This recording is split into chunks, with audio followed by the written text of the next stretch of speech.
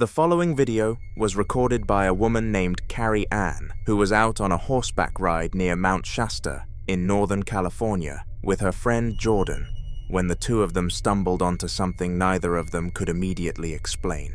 It was dusk, the kind of low blue evening light that makes everything feel slightly off, and at some point during the ride they began hearing it, a loud, layered, almost ethereal sound rising up from the ground around them, like a chorus of electronic voices humming all at once. Carrie Ann pulled out her phone and started recording. Jordan and I went on a ride, and we just came across this noise that we heard. We're going up this hill, and you can hear it in the background. I'm gonna show you. It's a little freaking creepy. Hold on. It's creepy.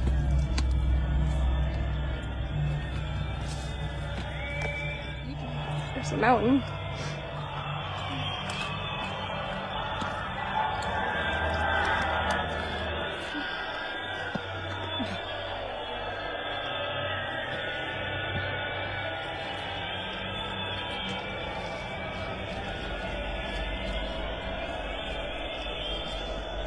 And look there is another 100 of them out there, but it's like this Lemurian beacon system. I have no idea. Somebody put a lot of effort into this. Come on. This is insane.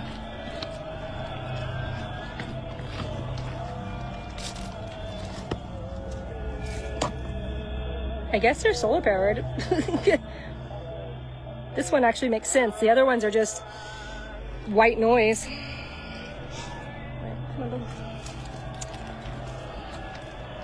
All right, well, we're getting out of here. Stat. Jordan left me.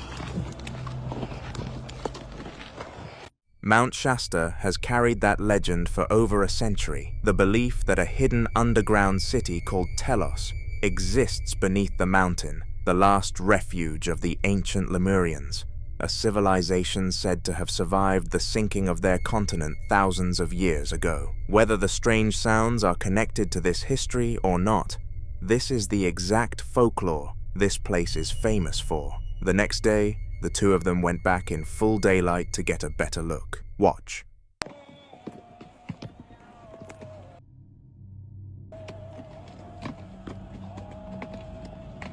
Where is that coming from? It's like it's way over there, but it's also right here.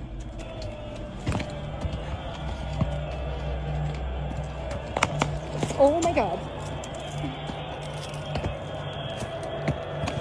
Oh.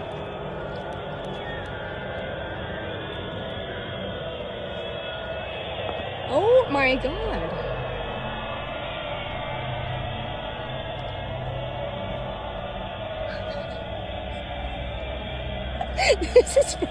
This is straight apocalyptic. Somebody is summoning something here. What is happening? What is happening right now?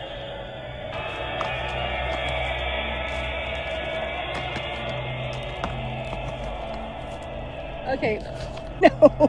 Pretty sure Jordan and I just stumbled across a live Lemurian conference call. Sorry for interrupting. Mount Shasta for you. I am sitting here freaking out because I thought this bag of trash was talking to me, and everything you were saying was coming over the Bluetooth speaker in my bag. Oh my God. I'm like, the trash bag is talking to me now. Oh, my phone is still connected. Your phone is connected. I had to piss my pants going, we gotta go, because the trash is talking to us. Oh boy. In other words, actually, let's go. Okay. I'm over it. We just found another one. Way up the mountain. Something about salvation.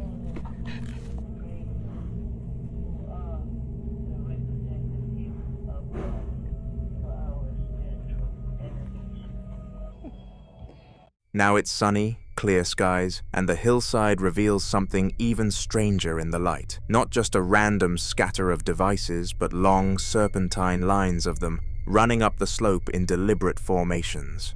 Jordan laughs and says, Mata Shasta for you, like this is somehow a completely reasonable thing to find on a trail. And she's not entirely wrong. The mountain attracts this kind of thing. But there's a second reveal buried in this clip that makes the whole thing even funnier. Carrie Ann realizes mid-video that the disembodied voices she'd been hearing the night before, the ones that had her genuinely convinced she was picking up something supernatural, were coming from her own Bluetooth speaker, playing from inside her saddlebag.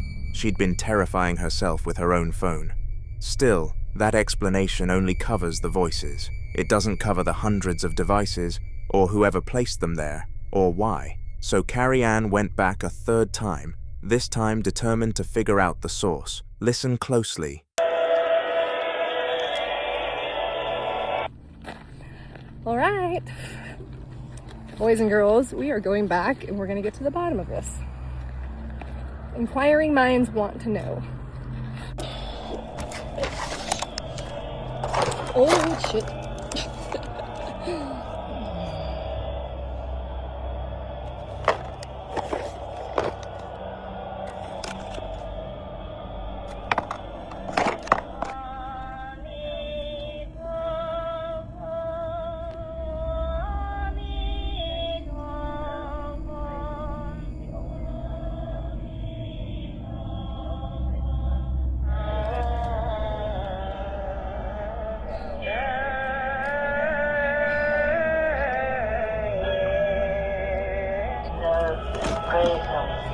Who are the representative of God for our spiritual elevation.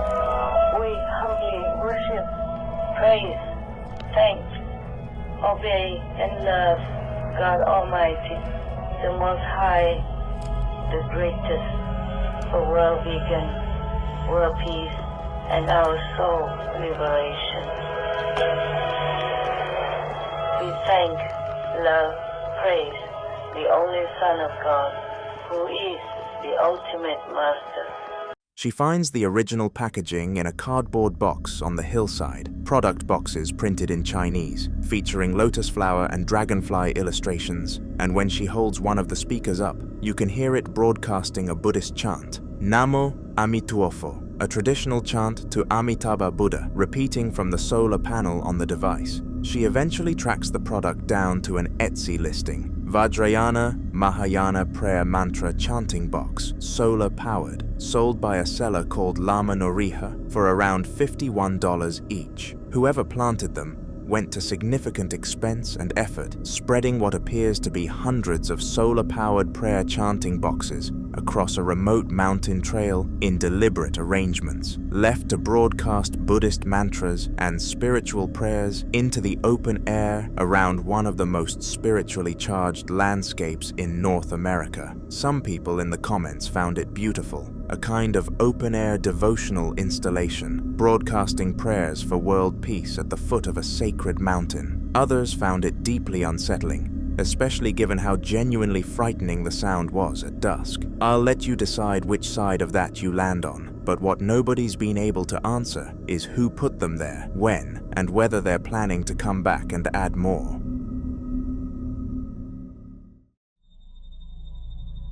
In this next clip, a man films himself indoors, speaking directly into his phone in Spanish, clearly shaken. He explains that the day before, he'd visited one of the lagoons of Chilca, a coastal area outside Lima, Peru, long associated with strange energy and unexplained occurrences, and that something happened there he couldn't explain. He's practically begging his viewers to help him figure out what he encountered. Then the footage cuts. Watch.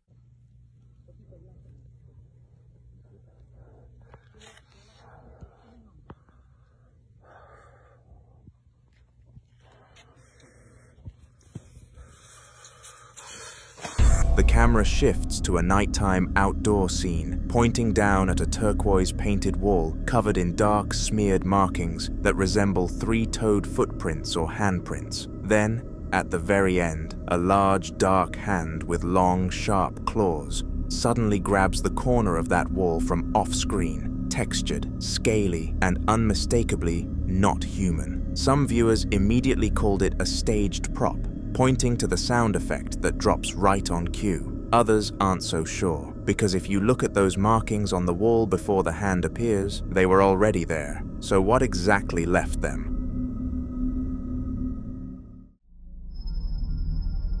Now in this next clip, someone is lying in bed in what looks like a motel room, filming from under the covers in a dimly lit space, and they've been awake for 3 days straight. That detail matters, because what they're about to capture puts everything in question. Watch.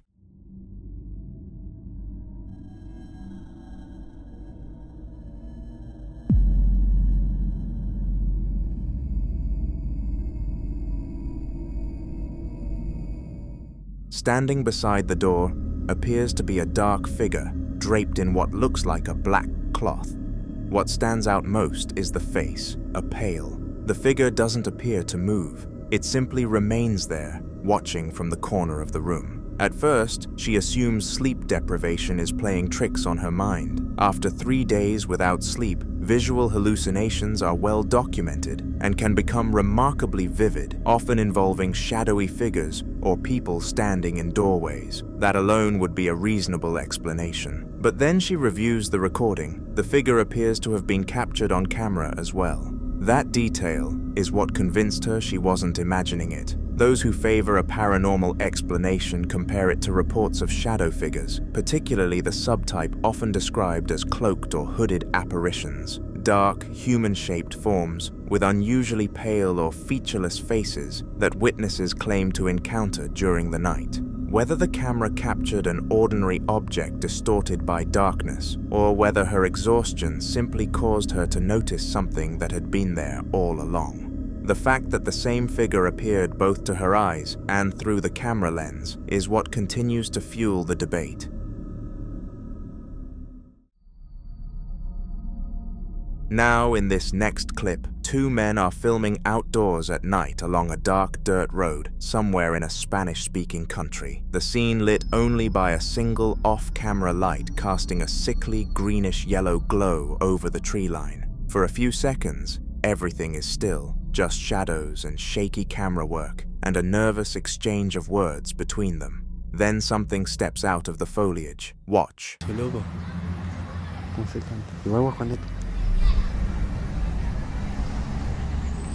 Ya fue, macho, vamos acá. Macho, mira, se está viniendo para acá. Está cruzando la calle, macho. Se fue. A small bipedal figure with a disproportionately large head hobbles across the dirt path from left to right, and the men immediately lose their composure. One shouting that it's crossing the street, heading toward them, before the camera jerks violently and cuts to black. What they're calling it in the audio is a duende, a term rooted in Spanish and Latin American folklore referring to a small goblin-like spirit, sometimes mischievous, sometimes deeply unsettling, said to appear near roads and wooded areas at night. You can hear the panic in their voices shift the moment the figure turns in their direction. Skeptics point to the poor video quality and suggest it could be a child or someone in costume, but that hobbling gait and oversized silhouette are genuinely difficult to explain away. What do you think was crossing that road?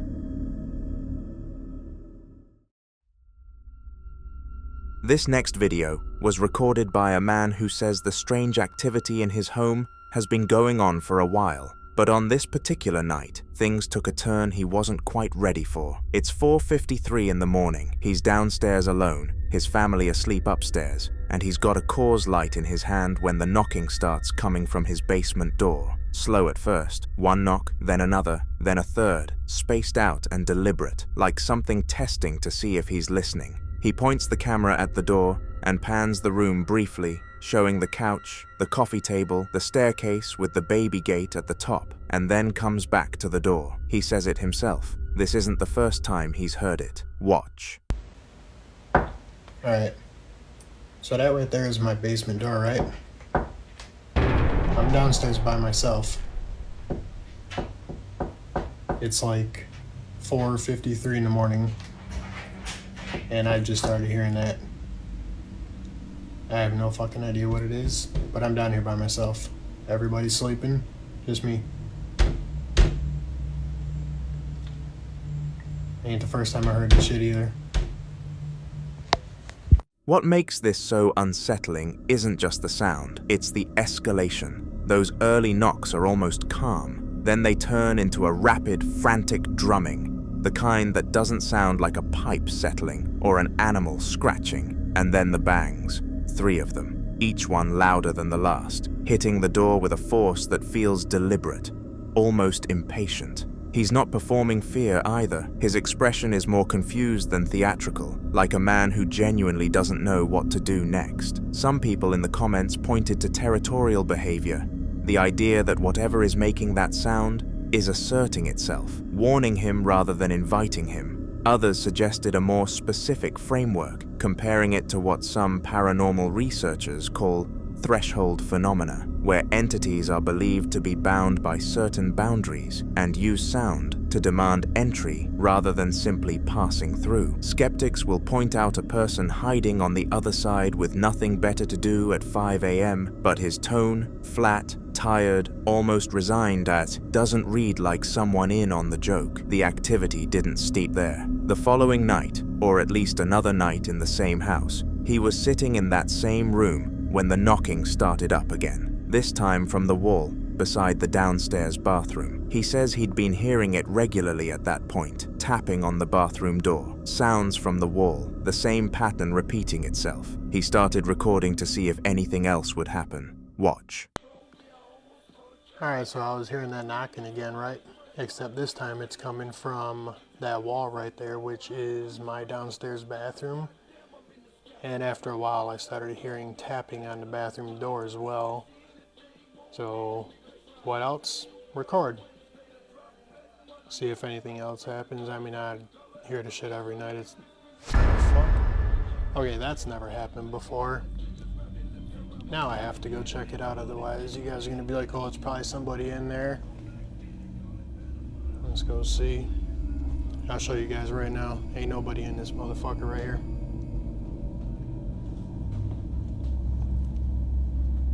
And it is empty.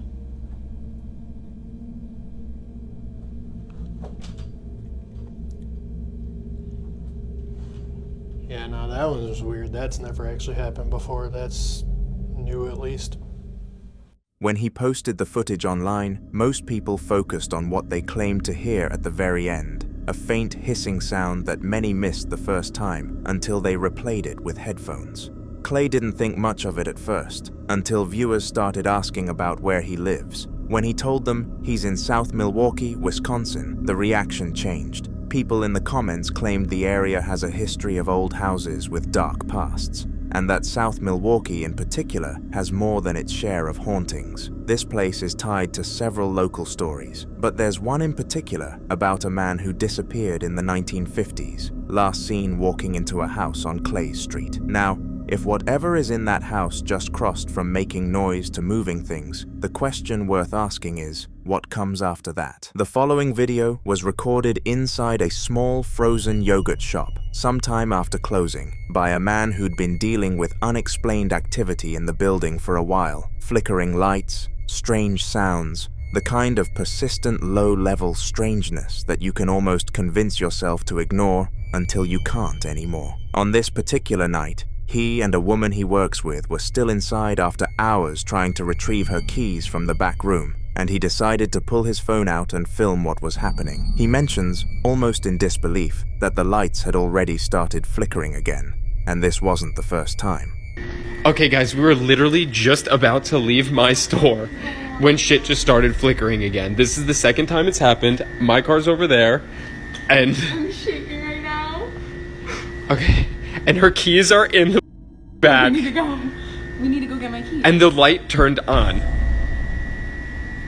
I don't want to go. Okay, well, I'm gonna literally record this whole thing just so you guys can see what happened. I'm literally so scared. Okay, okay, something.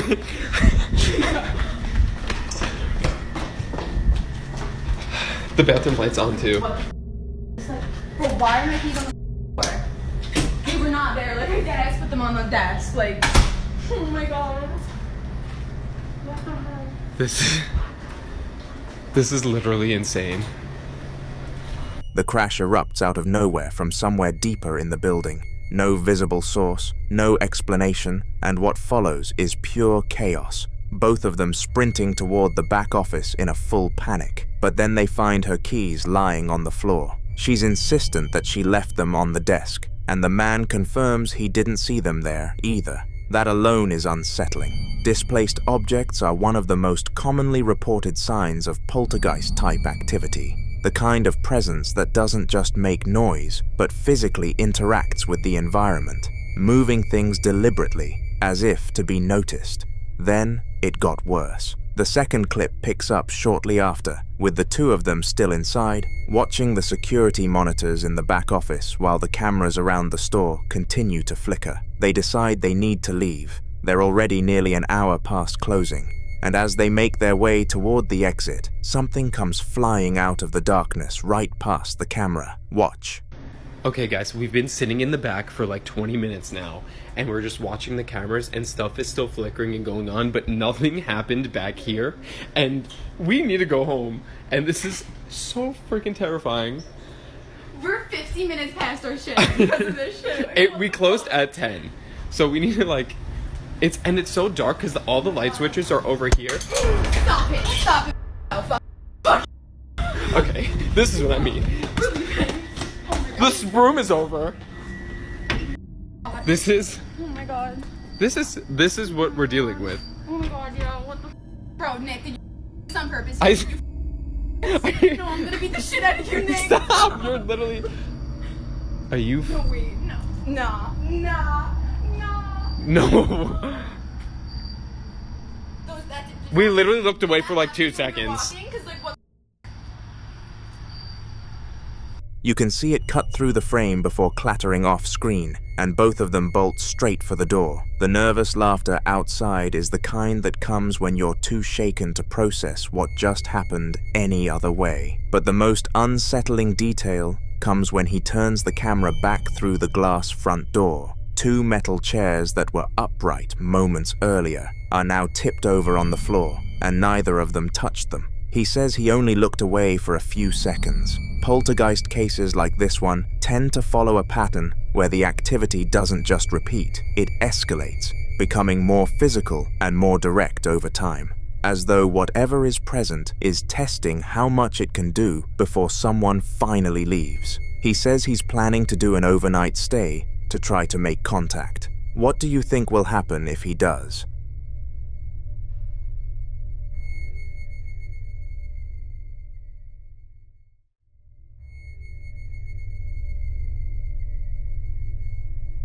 This next video was recorded inside a family home using 2 mounted security cameras, one in a bedroom, one in the dining room, and the footage spans 2 separate dates in February of 2026, both captured in the early hours of the morning. In the bedroom clip, recorded just after 2 a.m., an older woman, a younger woman, and a child are all asleep, completely still. Nothing in the room is moving. Listen closely.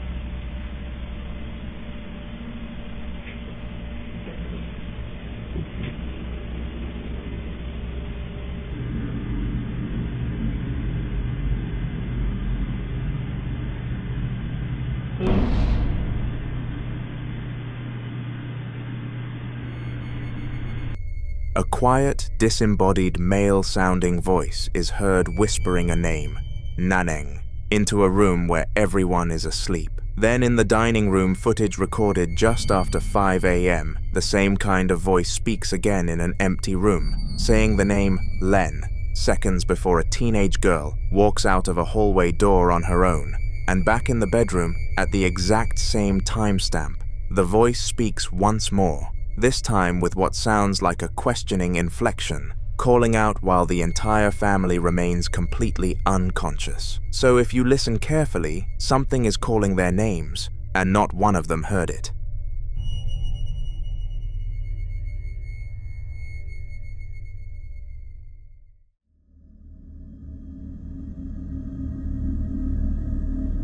Now in this next clip, a man is walking through a large concrete drainage tunnel, the kind covered in graffiti, with a shallow stream running along the floor, when something in the darkness ahead stops him cold. He'd gone in alone, recording on his phone, moving through the echoing pipe with nothing but the ambient glow of his camera lighting the way. The tunnel stretched ahead of him, dark and narrow, and for a moment everything seemed quiet.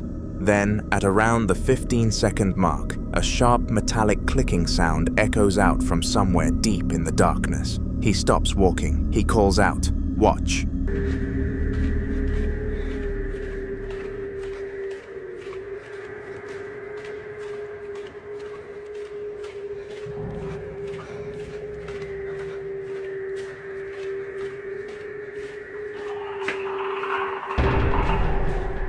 What the hell?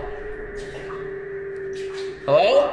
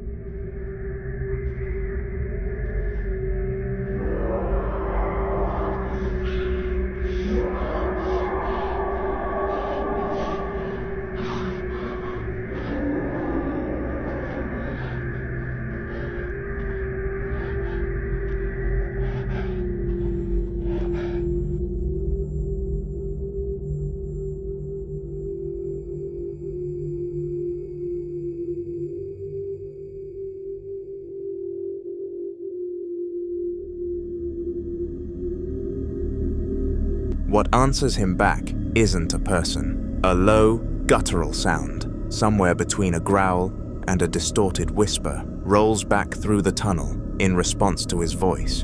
And then, as his eyes adjust to the darkness, you can make out the shape standing at the far end. Tall, impossibly thin, 2 points of white light where the eyes should be. The enhanced replay at the end makes it even harder to dismiss. The figure's limbs are long and spindly, its skin pale and gaunt, and it stands completely motionless right up until the moment it lunges and lets out a sustained, piercing shriek that sounds nothing like a human being. He runs. A lot of viewers immediately called it a crawler, a modern internet label for pale, thin, humanoid figures, reported in isolated tunnels and underground spaces, usually described by their unnatural proportions and the way they move.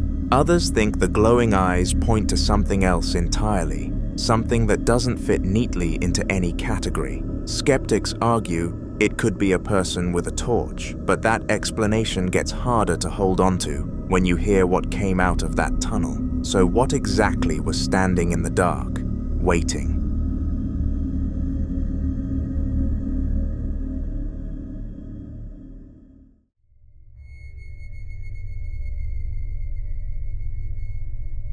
The following video was recorded inside a 1920s home during the daytime, which, honestly, makes it harder to dismiss than most. The man filming had been upstairs watching TV when he heard a banging sound coming from the living room below. He says there's nobody else in the house. As he makes his way down the stairs and through the hallway, past taxidermy, Venetian masks, old framed pictures, and a crucifix on the wall, he mentions that some of his haunted objects from a previous home are now kept here, though nothing has ever happened with them. He calls out into the empty rooms, no response, just the steady ticking of a grandfather clock and the feeling that something is waiting. Watch.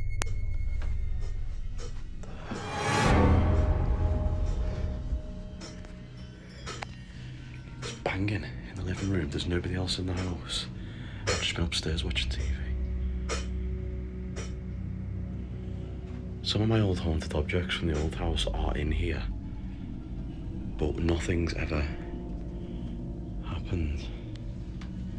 Hello? Hello? Oh! Whoa! Shit. Oh my god. What? What the hell? Whoa. I'm not staying in there. Oh my god. Oh, it's even colder in here. What is that noise? Hello?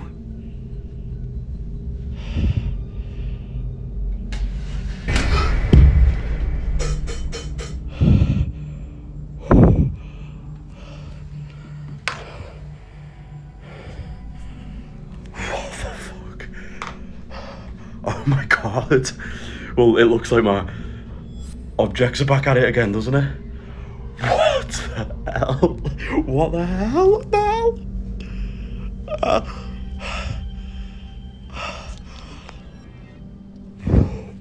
I am getting out of here. What the hell?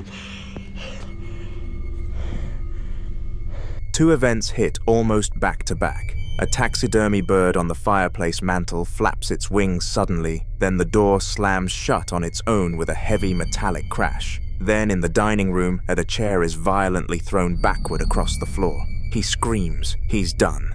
If you look at how quickly these events escalate, bird, door, chair, all within about a minute, it fits a pattern that paranormal researchers often describe as poltergeist behavior, where physical objects are moved or thrown with what seems like deliberate, escalating force. The term poltergeist comes from the German for noisy ghost, and what makes these cases distinct is the physical aggression, not just shadows or sounds, but objects acting against gravity. Skeptics will say the taxidermy bird could be mechanical, that the door and chair could be rigged, but his reaction, the shaky hands, the swearing, the decision to just leave, that's difficult to fake convincingly.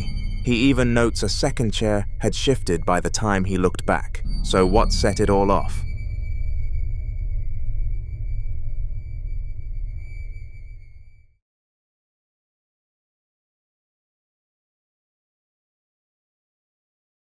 Now in this next clip, a man is filming inside his home just 3 days after losing his brother Chris. And what you're about to witness isn't terrifying, so much as it is deeply unsettling in a quiet, personal way. He's moving through a dimly lit room at night, emotional but calm, speaking directly to his brother's presence as if Chris might actually be listening. At one point, he stops the camera on a child's plastic toy kitchen set sitting against the wall, green and white, completely still. He asks softly, "Is that you, Chris? Do it again. Watch."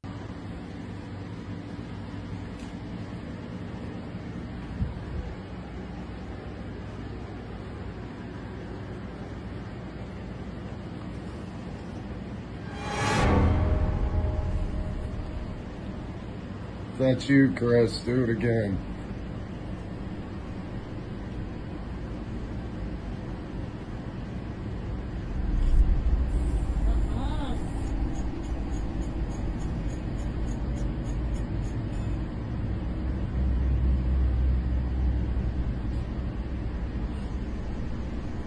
I feel your presence, bro. I feel your presence. Do it again.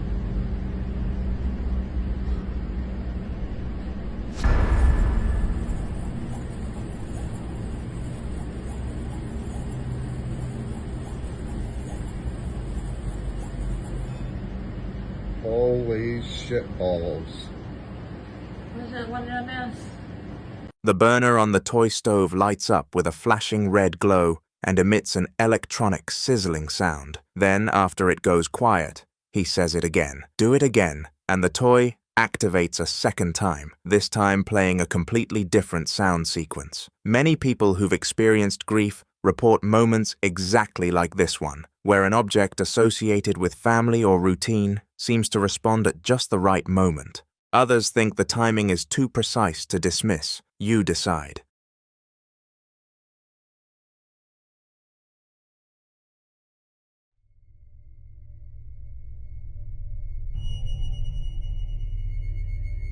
This next video was recorded inside a cluttered garage, filmed by a man who had been about to lock up for the night when something stopped him. He claims that just before he started recording, he heard a laugh coming from the back of the garage. Not a voice, not a knock, but a laugh. And he describes it as the most unnerving, weird laugh he's ever heard, seeming to come from somewhere near one of the riding mowers. So instead of leaving, he pulled out his phone and started moving through the space, sweeping the light across the concrete floor, the shelves, the equipment, trying to find any explanation for what he'd just heard. He hadn't found anything yet. Watch. Alright, so I was just closing this up. Like just locking it up to head out. And I closed the bay. And I was closing this door. I shut the lights off, getting ready to close this door.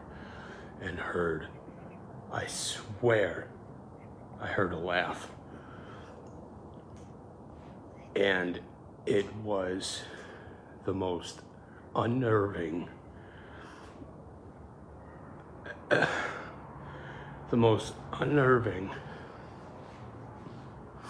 and it was such a weird laugh. It sounded like it was coming from that back mower, like something was sitting on that back mower.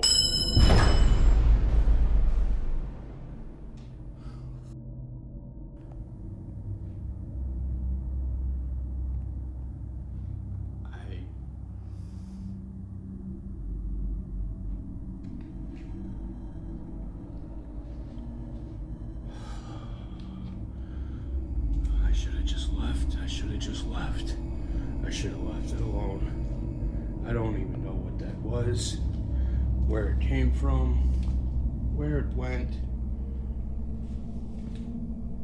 But I'm not sticking around to find out, so I'm out of here.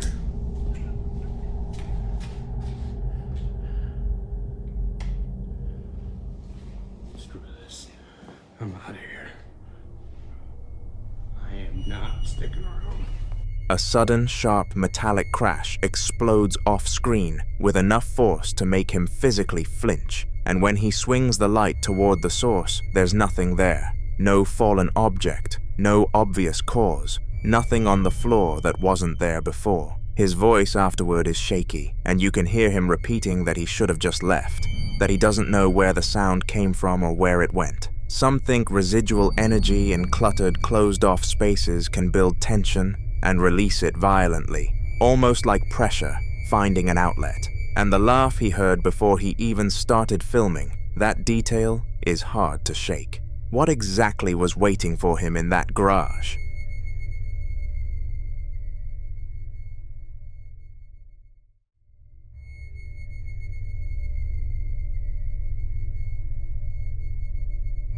This next clip was recorded by a woman at night, sitting in her car, describing something she'd witnessed inside her home. And what makes it so hard to dismiss is the detail she kept coming back to. She explains that on the same day she played Surah al-Baqarah, one of the most protective recitations in Islamic tradition, through the house, she passed by her children's room and noticed one of the toys doing something she couldn't explain.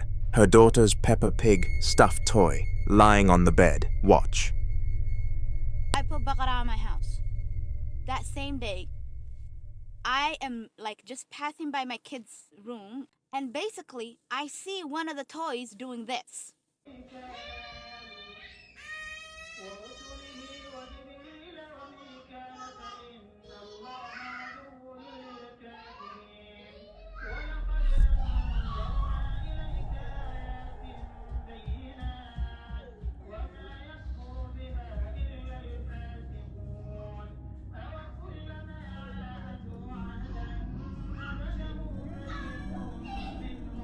Now, when I first saw it, I thought, are you really seeing things? Because ain't no way that thing is moving its eyes.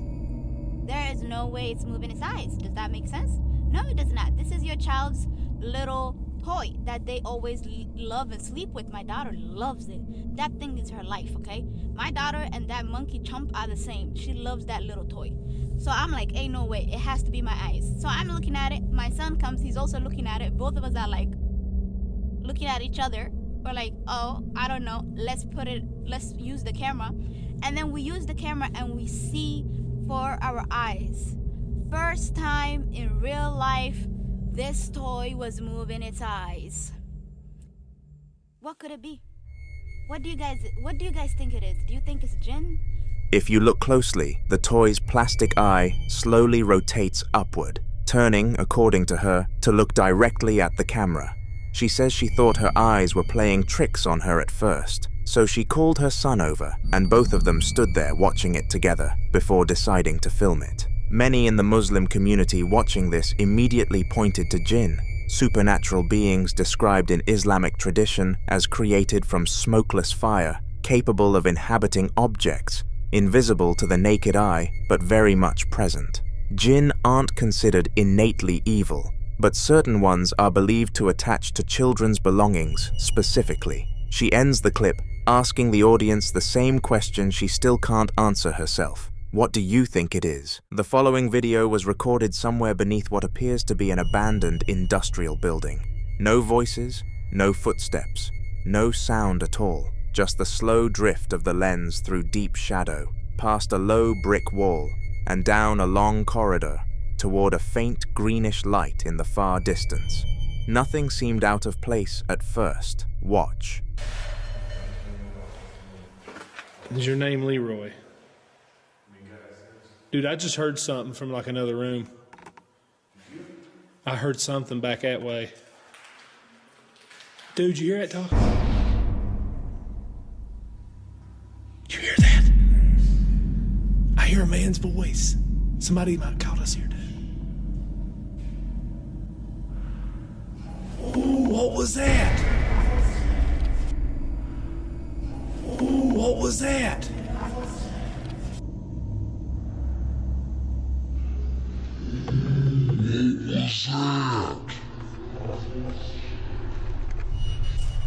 There, between two of the support pillars, a tall, slender shape stands completely still, dark, undefined, blending almost entirely into the surrounding blackness. If you look closely, you'll notice it has a distinctly humanoid silhouette, but no discernible features whatsoever. Some viewers think it's a shadow person, a type of entity described across dozens of independent accounts as a tall, featureless, dark presence that appears briefly and then simply vanishes. Others think it's pareidolia, the brain forcing a human shape out of low-light geometry, and the footage is ambiguous enough that neither explanation fully wins.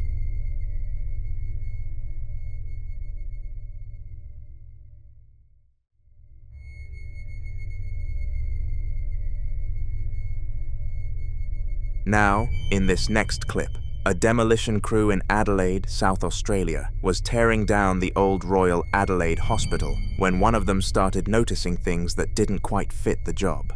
The building had already been stripped back, corridors cluttered with debris bags, walls scarred from demolition work, the kind of place that feels emptied out but somehow not quite vacant.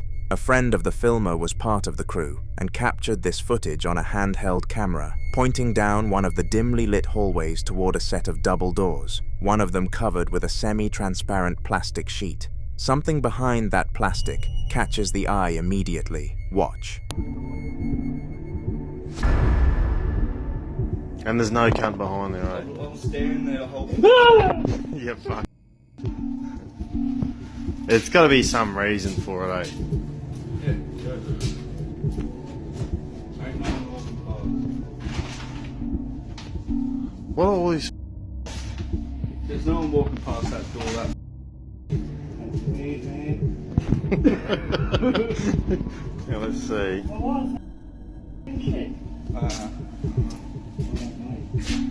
Hey? No, it's there again, dude.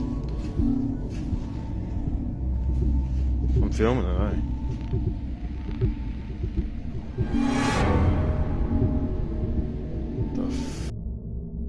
Oh, You alright, mate? Kim is right. Last time I was standing here by myself. Wouldn't you just freak, eh? Yeah, I did, that's what. I thought it was like someone joking around. No, I'm glad I did that. Oh!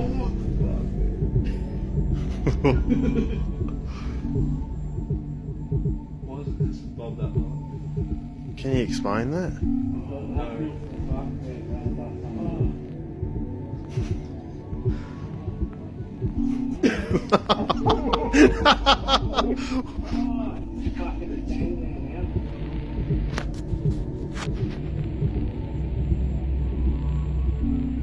There's no one behind there. What the f?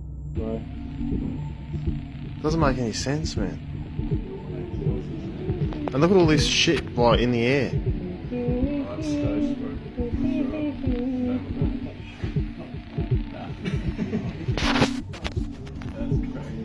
Why were you here for so long before anything happened as well? Looks like I see an arm going across that just now.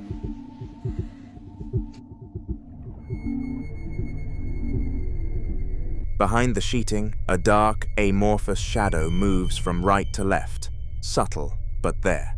Then a second shape appears, slightly more defined, holding position on the left side of the door. When the man in the full orange hazmat suit walks down the corridor to check what's behind the door, he finds nothing.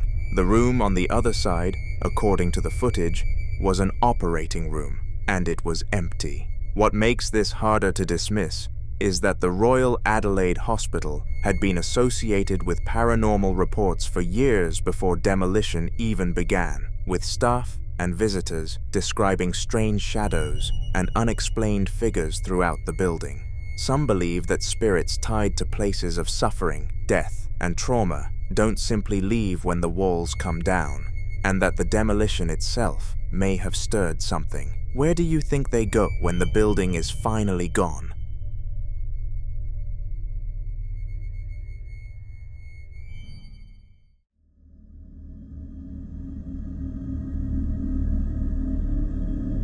This next video was recorded inside what appears to be a long, dark hallway at nighttime, a corridor lined with wood-paneled walls and repeating archways that recede deeper and deeper into shadow, the kind of space that already feels wrong before anything happens in it. The artificial overhead lighting casts a warm, yellowish glow along the upper walls, but the far end of the hallway stays completely dark, like whatever's down there isn't meant to be seen. No one filmed this. No one was standing at the other end. Watch.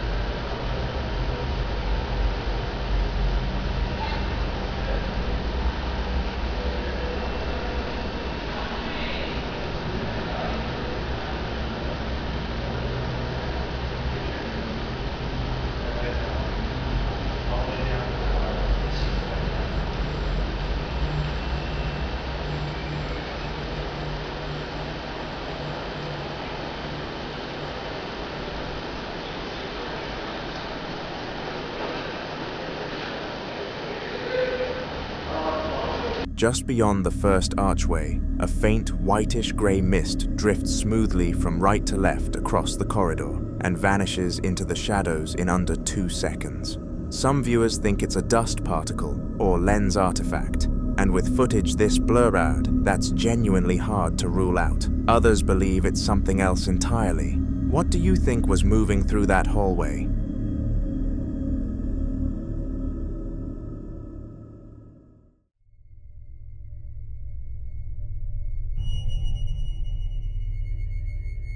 In this next video, a father had been growing increasingly concerned about his young daughter's behavior.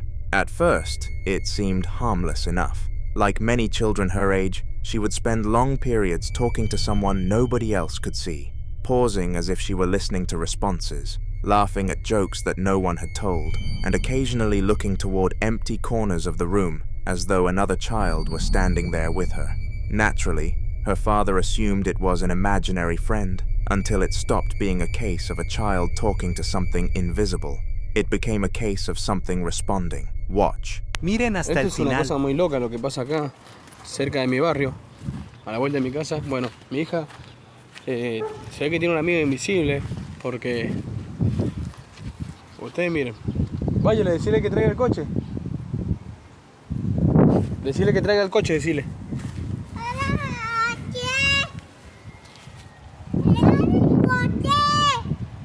Le dice que traiga el coche. ¡Dale el coche!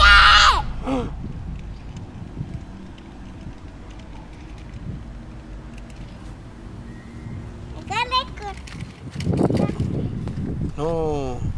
In the video, the father challenges the situation directly. He asks his daughter to tell her imaginary friend to move the walker, and it did. One of the oldest paranormal beliefs surrounding children is the idea that they may be more sensitive to things adults no longer notice. Across countless cultures, there are stories claiming that young children can see spirits, entities, or presences that become inaccessible as people grow older. Whether that's folklore, superstition, or something else entirely is impossible to prove, but stories like this continue to fuel the belief. Some viewers suggested the child may have unknowingly formed a connection with a spirit. Others went much further, warning that not everything presenting itself as a child's friend has good intentions. What do you think?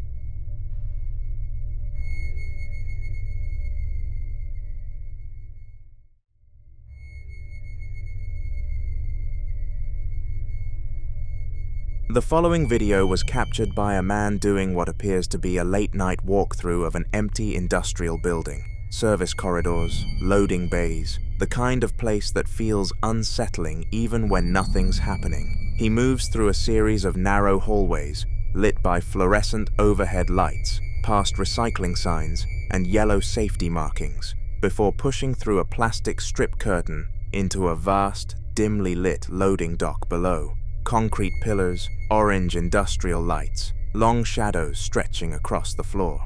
The space is completely deserted, and from the moment the clip begins, there's already something deeply wrong, because a loud, continuous, high-pitched alarm tone is ringing out through the entire area with no clear origin. He pans the camera across the empty dock, taking in the loading bays and the grimy walls, and you can feel the tension building. Watch.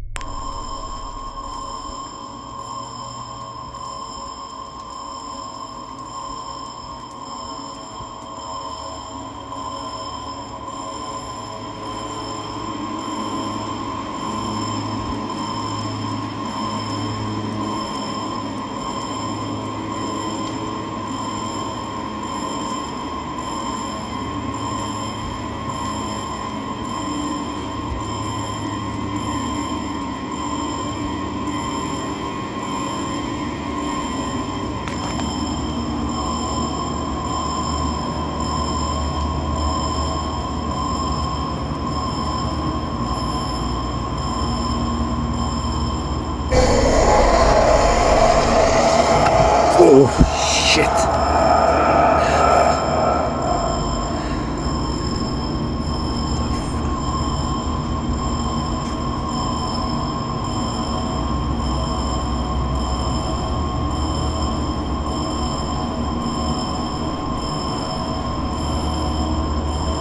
Who's there?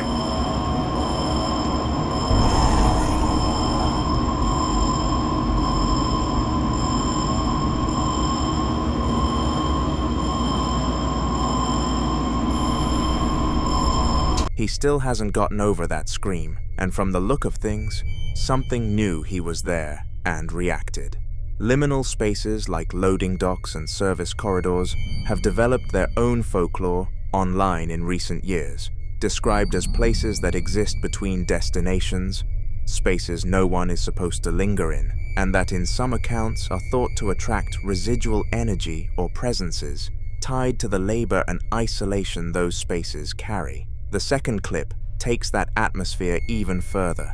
The person filming moves through another service corridor in what appears to be the same building, pulling aside a mold-stained plastic curtain before walking slowly down a narrow passage with concrete walls and warm yellow overhead light. Listen closely.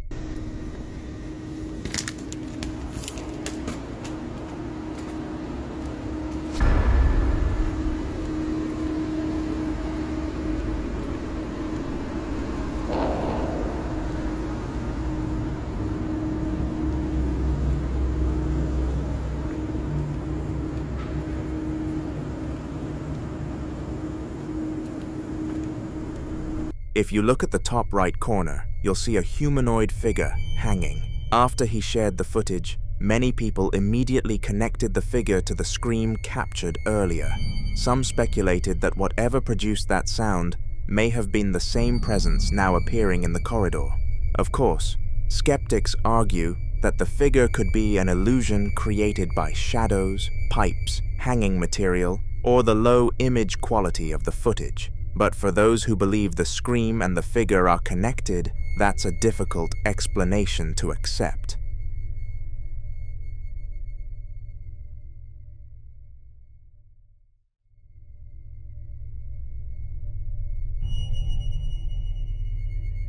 Now in this next clip, a man is working the night shift alone at a dark industrial factory, his first night on the job, when something stops him cold in one of the long corridors.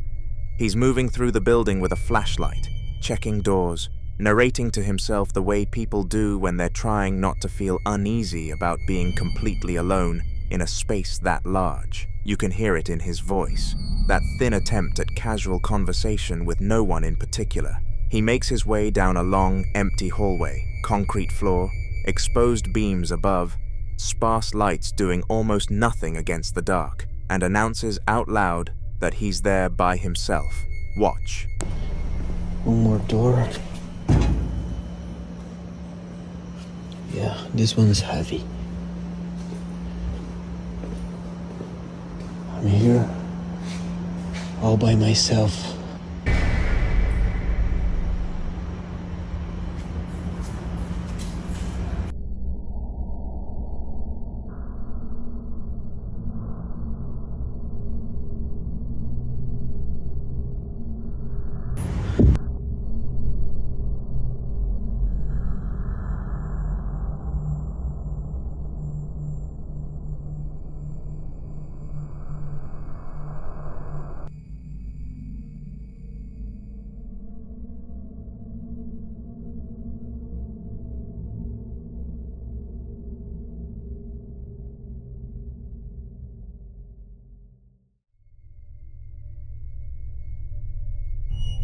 At the far end of the hallway, a figure with long dark hair briefly peeks around the corner, just for a moment.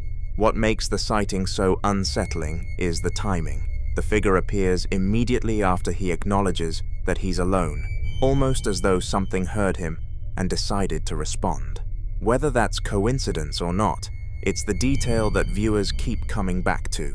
Many people compared the figure to one of the most common apparitions reported in industrial locations and abandoned buildings, the peeking ghost. Unlike full-bodied apparitions that stand openly in view, these sightings are often described as figures that watch from doorways, corners, stairwells, and hallways, revealing only part of themselves before quickly retreating from sight. Factories can be especially fertile ground for stories like these. Decades of accidents, overnight shifts, injuries, and constant human activity often leave behind local legends among workers. In many places, night shift employees pass down stories about figures seen in corridors, shadows standing near machinery, or unexplained encounters that only seem to happen after everyone else has gone home.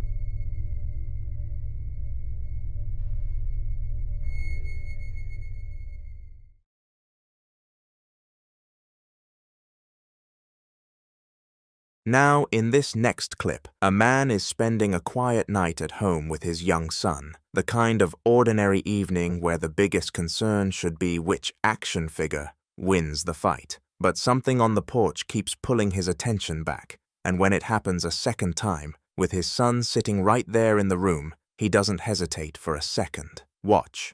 Se movió la silla. No mames. Hijo. Vente. Salte. ¿Ahí estás, hijo? Sí. A ver.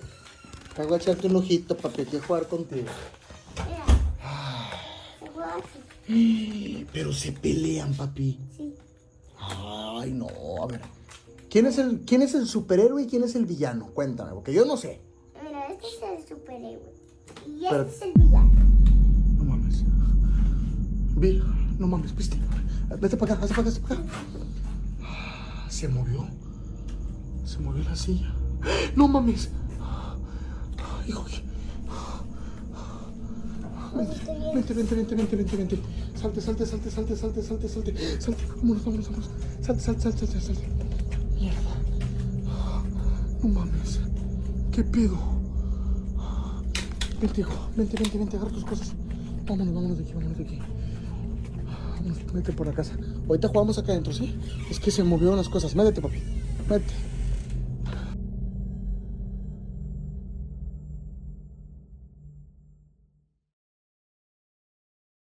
A white metal rocking chair on the porch begins moving on its own. No breeze, no one nearby, nothing physically touching it. The man grabs his son and gets him out immediately. Some viewers immediately pointed to a poltergeist-type presence, entities associated with kinetic disturbances, objects moving without contact, often described as being drawn to spaces where children are present. Others weren't ready to go that far, arguing the chair could have been disturbed by uneven flooring or a vibration from inside the house.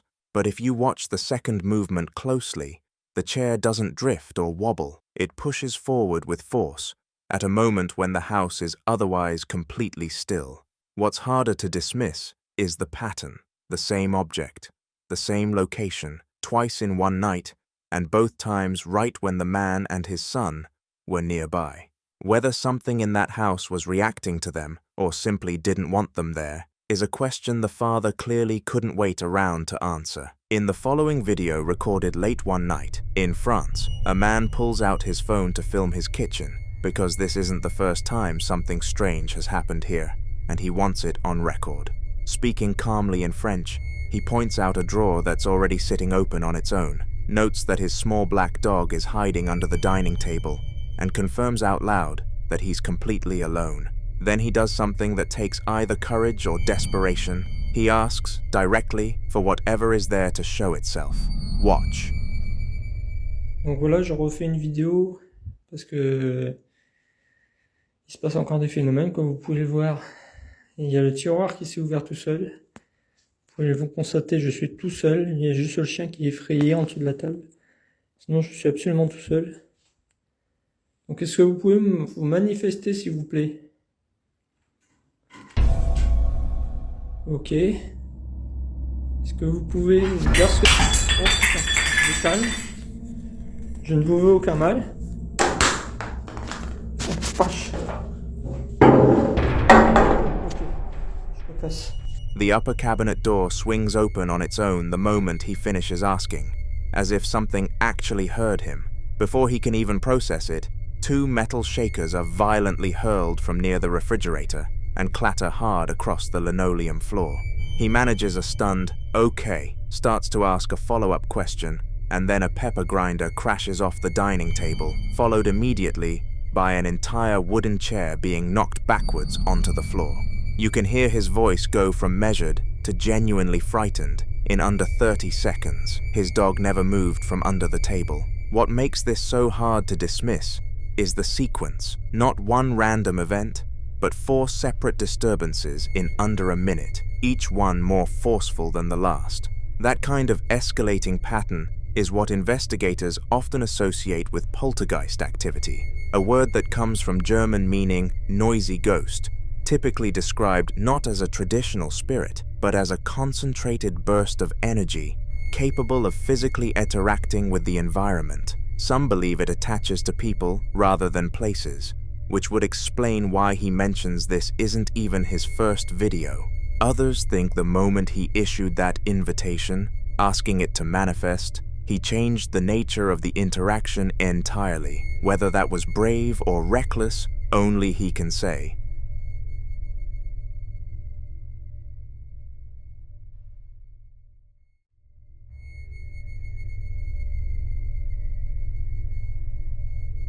The following clips come from the same household, and together they paint a picture of something that's been present here for a very long time. During the day, while natural light poured in through the bedroom windows, two young girls set up a camera aimed directly at a set of closed white double doors at the end of the hallway. No one else was in the house, no windows were open, nothing was running nearby that could account for what happened next. The hallway stayed completely quiet for nearly 2 full minutes. Watch. If you can shut the doors. Go sit down. Okay, so you know we're staying. Can you please shut the doors? Kind of show it so you can see that it sees. Oh yeah. They're shutting. Oh, there it goes. Yeah, show it so nobody can everybody can see that. Oh wow, nice job. That's really good. Actually, I don't think it's slamming. Guys, look, he basically show it like this so you can see that nobody's pushing the door or something. Okay, can you try opening the doors? If it's too hard, we can help you. Yeah. I'm gonna give you a second to try opening them.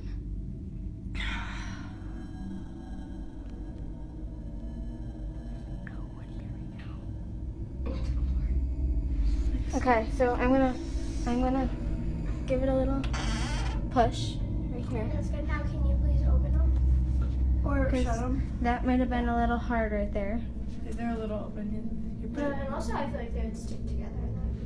That'd be hard to do it. Can you push it open? I smell really badly. I'm sweating so much. Me too. Me too. Let's shut it. Oh, awesome job. I feel like this will be easier to open now. Can you try opening it?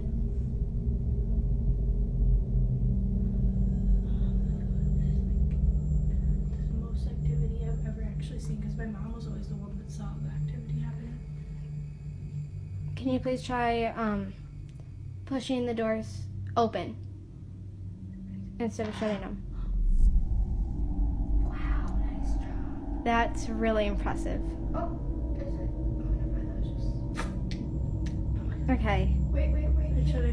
Good job. Try keeping one open. Oh, nice job. Okay, guys, let's go downstairs. Okay, we're gonna head downstairs, okay? The left door slowly, silently swings inward on its own. No creak from the hinges, no scraping against the carpet, just a smooth and deliberate movement that stops on its own about a foot open. What makes this harder to dismiss than a simple draft is the silence. Drafts cause doors to rattle, to creak, to drift unevenly. This door moved with the kind of slow, steady purpose that most people associate with something intentional. Skeptics will argue that a fine string or someone just off-frame could explain it, and that's a fair counterpoint. But the person filming doesn't react. No gasp, no jump, no verbal response, which, combined with the caption suggesting they grew up casually playing with ghosts, implies this isn't even close to the strangest thing they've experienced in this house. That context matters, because the second clip makes it clear this activity didn't start with them. Watch. Person. Idiot. It's a person. It's Walter. It's a person. It's a guy. Walter is here. He never gets Walter. Walter is not scared about God. Walter, let's go.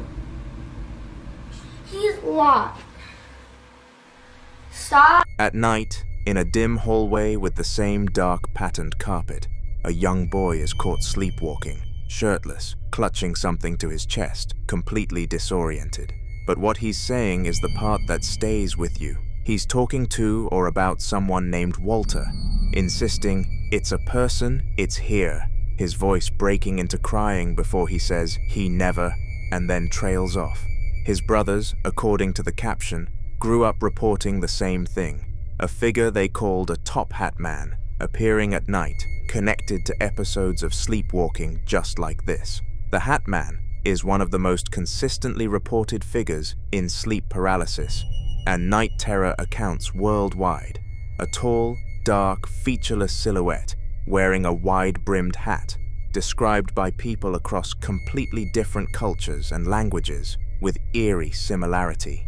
Many researchers believe the figure represents something experienced in the liminal space between sleep and consciousness. But this child isn't describing a shadow, he's describing a person with a name, Walter. Where did that name come from? And what exactly is he seeing in that hallway?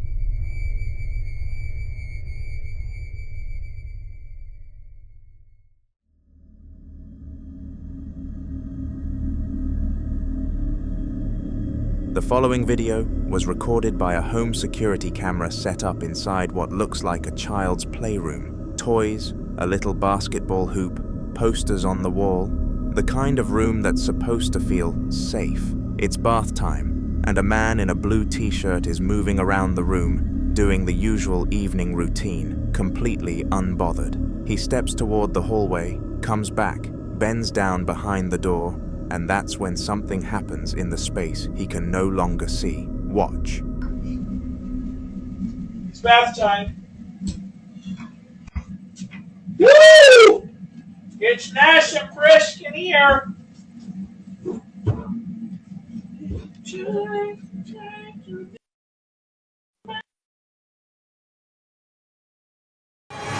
Was that Darla? Who just walked in here? No, someone just walked in here. And then the rug was moving. You didn't see it?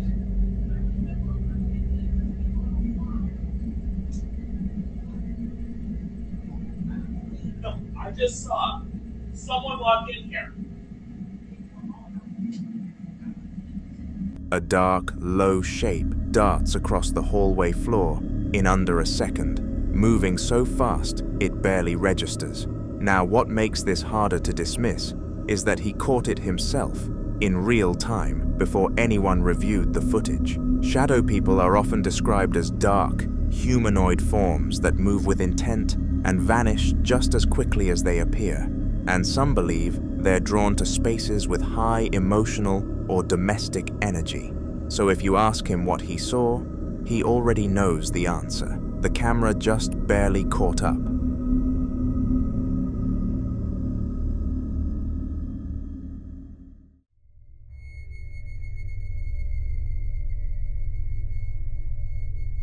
This next clip comes from a man sitting alone in a muddy trench at 9:43 p.m., surrounded by nothing but darkness and the narrow earthen walls closing in around him. He's speaking in Russian, sounding tired and frustrated, muttering that he still hasn't finished building anything, just a man, a camera light, and the pitch black night above him. Then something out in that darkness answers. Watch. А я до сих пор ничего не достроил. И тебе привет. Время 21:43. И я нихуя не достроил.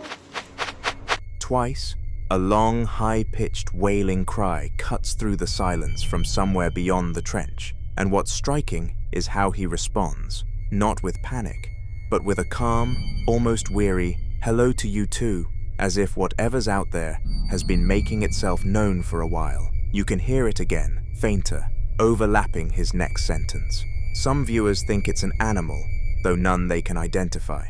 Others aren't so sure. That drawn-out, mournful cry doesn't match anything common to the region, and that final sharp clicking sound right at the end is harder to explain away. What do you think was calling back to him?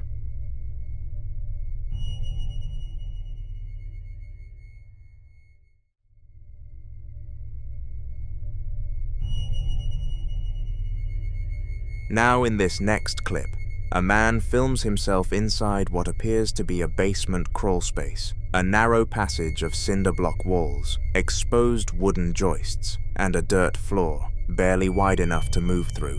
He's down there alone, camera in hand, and within the first few seconds, it's already clear something is very wrong. His breathing is labored and strained. His voice drops to a panicked whisper, and at one point he says, clearly terrified, "I should not have come down here." Something at the far end of that passage has his full attention. Watch. Fuck. Shit. I should not have come down here. Fuck. What the...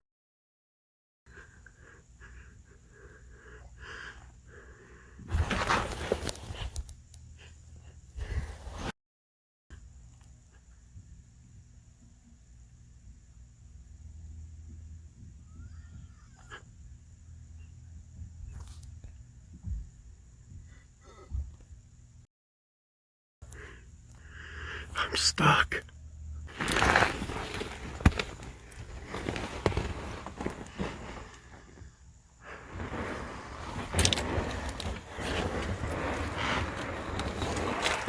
I'm not trying to get out of here.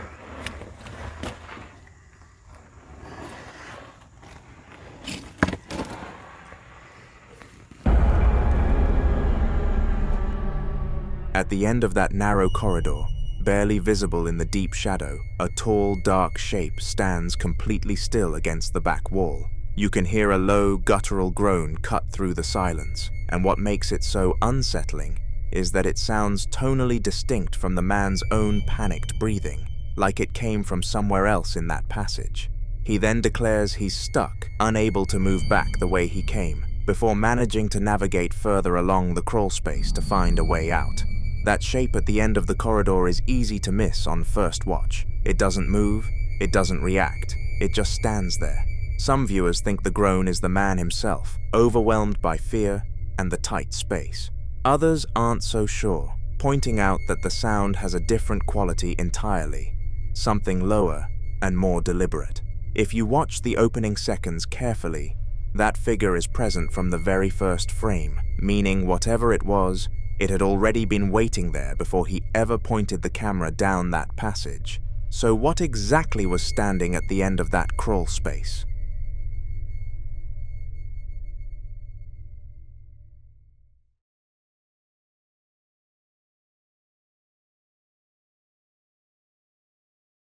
The following video was put together by a man who says his home has been active for a while now, and to prove it, he compiled a few incidents together, including one that he claims has been circulating online already.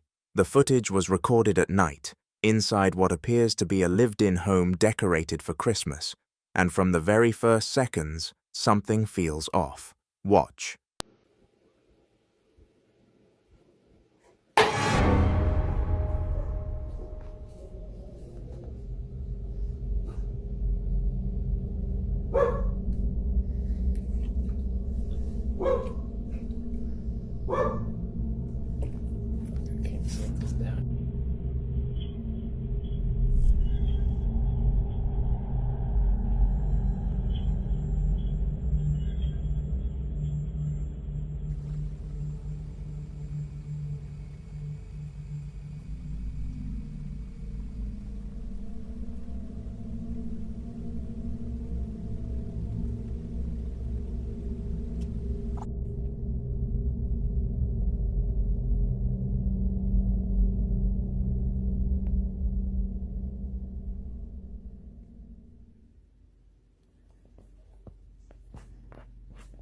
First the bottle, and then the Christmas tree, shifting. Some viewers also think the dog was reacting to something in the room that the camera simply couldn't see.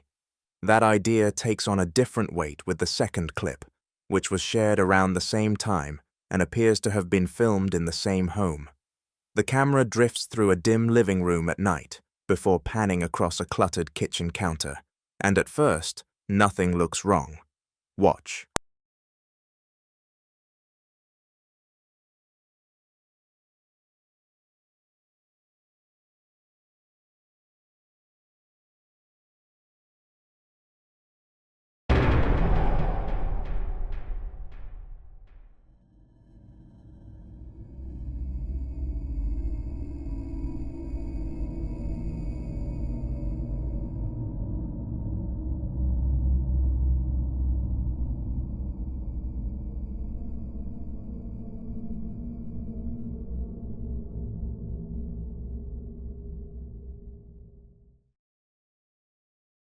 If you look closely, the magnet moved, but some viewers also mentioned that they saw a pale, semi-transparent face slowly materialize before it fades as the camera angle shifts. Some believe this is a case of pareidolia, the brain finding a face in random shadows and textures, but others aren't so easily convinced, especially because it's not so clear and easy to see. So tell me, do you see anything? The following video was recorded by a man who had recently moved into an old house built back in 1912, a property with enough history behind it to already make him uneasy before anything strange even started happening. According to him, the previous tenant had suddenly left without much explanation, and after settling in, he began experiencing odd disturbances throughout the house that pushed him into researching the property's past. During a late-night spirit box session, one word reportedly kept coming through over and over again: fire. After digging deeper, he discovered that the basement of the house had been the site of an accidental fire sometime around 1965, a detail that suddenly made the atmosphere in the home feel a lot heavier. Then one night, while standing in a lit room looking down a dark hallway, he caught this on camera. Watch.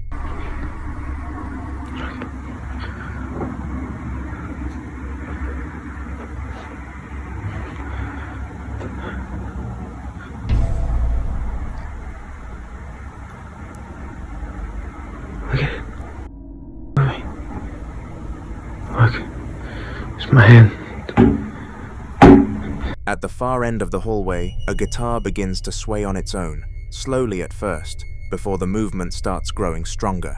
Skeptics pointed toward possible drafts or airflow as the most logical explanation, but what unsettled viewers was how the motion seemed to build, almost like something unseen kept interacting with it. Paranormal theories surrounding old homes often connect fires to lingering energy, especially when the event was sudden or traumatic. Some believe places marked by tragedy can hold on to fragments of that moment for decades, replaying themselves through unexplained sounds, movement, or disturbances tied to certain parts of the house. And considering the repeated mention of fire during the spirit box session, many viewers think whatever is in that hallway may be connected to what happened in the basement all those years ago. Whatever started the movement, he never found the source.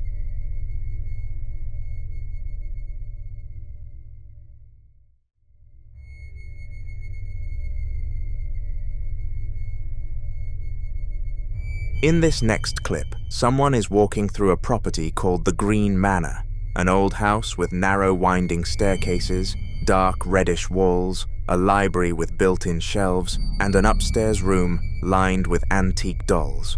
And from the moment they point the camera at a teal wooden door in the hallway, something feels off.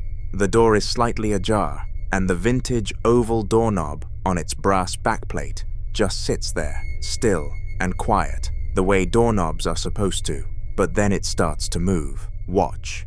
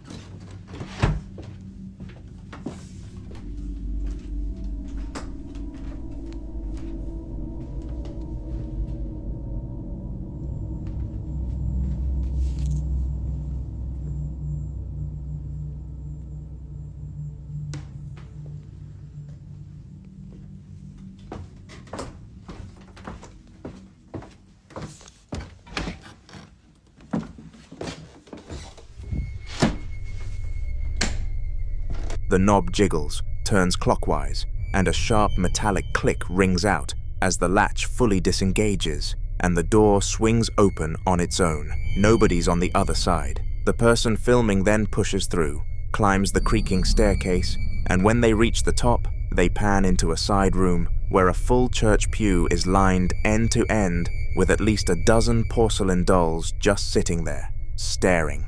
Some people who've seen this footage think the doorknob moment is consistent with what's sometimes called a residual haunting, the idea that a location can essentially record repeated actions, like opening a door, and replay them without any conscious intent behind them. Others think something at the Green Manor is far more aware than that, pointing to the way the latch fully releases, a deliberate mechanical sequence, not just a rattle. Whether it's residual energy or something with intention, you be the judge.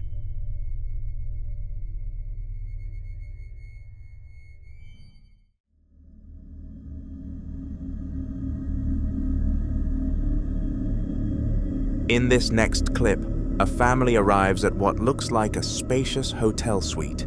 A large, well-lit room with high vaulted ceilings, a stone fireplace, a loft area, and a balcony with plenty of natural light coming through. Nothing about the space looks threatening, but the moment they reach the doorway of room 24, something happens that none of them were prepared for. Watch. Come on, Mama! Oh, she don't like this one. Wasn't expecting that.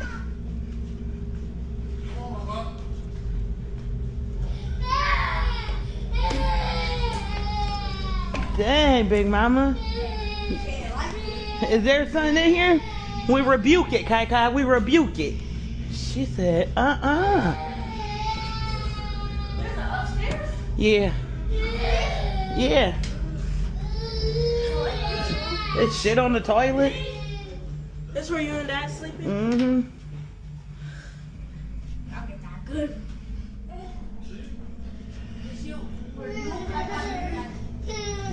There's nothing.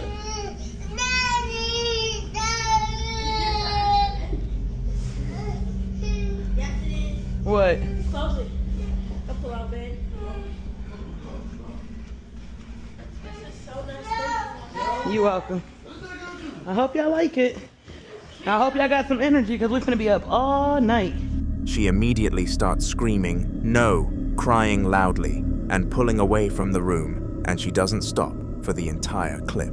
What makes this so hard to dismiss is that the girl didn't calm down. There's a belief, fairly common in paranormal communities, that young children, especially toddlers, are far more sensitive to presence than adults, because they haven't yet learned to rationalize away what they're feeling. You decide what that little girl was sensing at that doorway.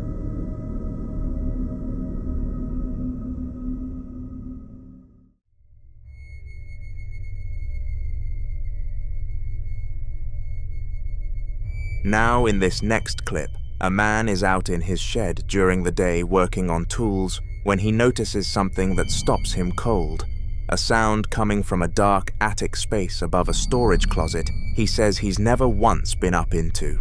He grabs his phone and starts filming himself, panning the camera around the cluttered shed before pulling open a narrow closet door to show what's inside. Listen closely. Me or not, I don't care, but listen to this. I'm out in the shed working on tools. Listen. Dude, I swear to God, there's something up in this attic, man. I'm not getting up in here and shit. Do you hear that? Dude, oh my God, bro. Oh my God, man. There's something in this neighborhood, dude. Oh my God. Dude, I don't know what to do in a situation like this. Do you hear this shit, man? This thing was built before I bought this house, man. I've never gone up here one time. What the fuck was that, man? There's stuff. left from the previous owner.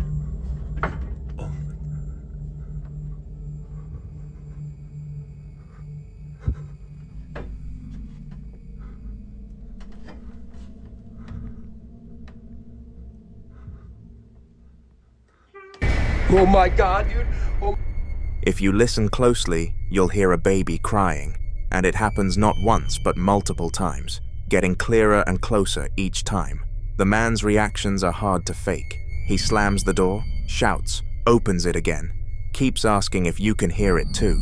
Then, when he finally works up the nerve to climb the ladder and hold the camera up into that dark space, the last sound he catches, right before the camera drops, is a clean, unmistakable cry of a baby coming from somewhere deep in that darkness.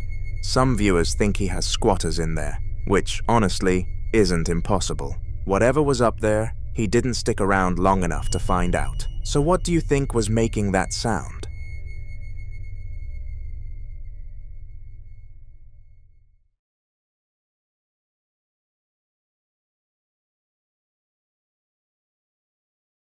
Now in this next clip, a paranormal investigator from Lakeshore Paranormal is in the basement of an old property at night, standing beneath a single bare bulb that cuts harsh shadows across the cinder block walls and exposed ceiling joists. He's got a spirit box scanning in one hand and what appears to be a detection device in the other, the constant static of the scanner cycling through frequencies filling the silence around him. He glances around the space, listening, waiting. Watch. Not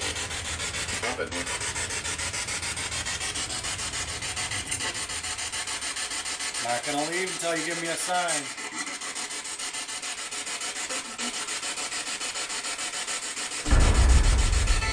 Movement back there. Shadow. Shadow like came out from the where the heater is and went back the other way. I got it on video. You can see it. It was short. It was just like a shadow that came out from there. Are you down here? A shadow moved from right to left. What immediately sparked debate online was the way the figure seemed to move with shape and direction, not like a flicker of light or camera distortion, but like something physically crossing.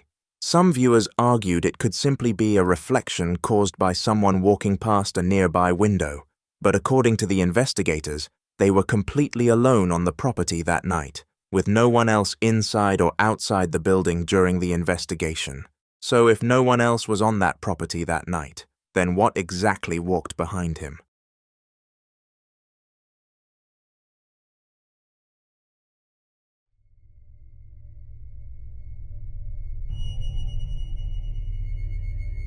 Now, in this next clip, someone is moving through a pitch-black house in the middle of the night, using nothing but a flashlight to cut through the darkness ahead of him.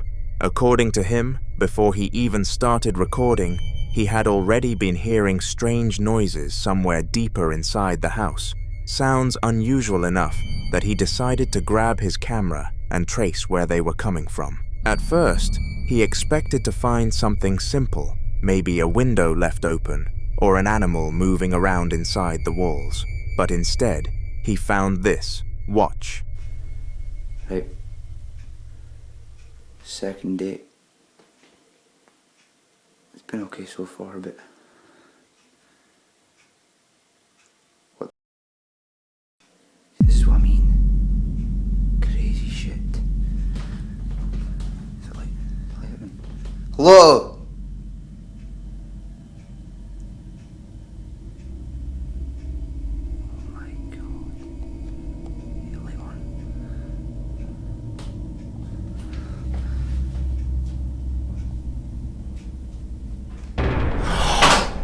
Oh my Oh shit.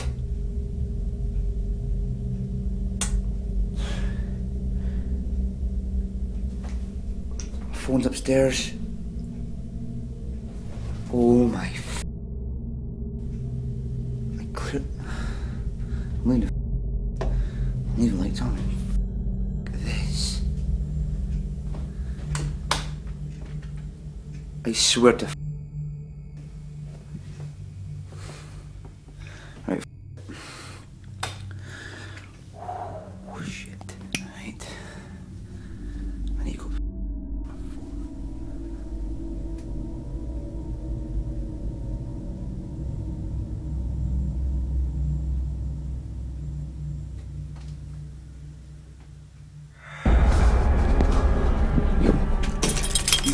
The lights suddenly begin flickering violently, throwing unstable flashes across the hallway, and just as he turns toward the staircase, something can be seen moving on the stairs, a dark shape shifting in the shadows before disappearing again. Some viewers believe the flickering lights could point toward electrical issues in an older property, but others focused entirely on the figure near the staircase, especially because in many old traditions, spirits or entities were said to linger near staircases because they symbolized movement between worlds, especially in darkened homes where visibility is limited and the human mind struggles to fully process shapes in shadow. So what do you think was waiting at the top of those stairs?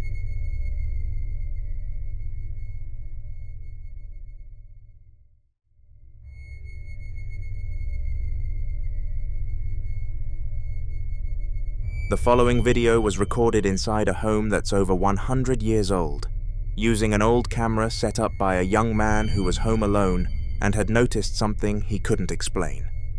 Every time he left the room to vacuum, he'd come back and find the same bifold closet door standing wide open. No one else in the house, no obvious draft, nothing to account for it. So instead of just closing it again and moving on, he propped the camera on the floor, pointed it at the door, and went back to his vacuuming. The clip is silent, and that silence is part of what makes it so unsettling. Watch.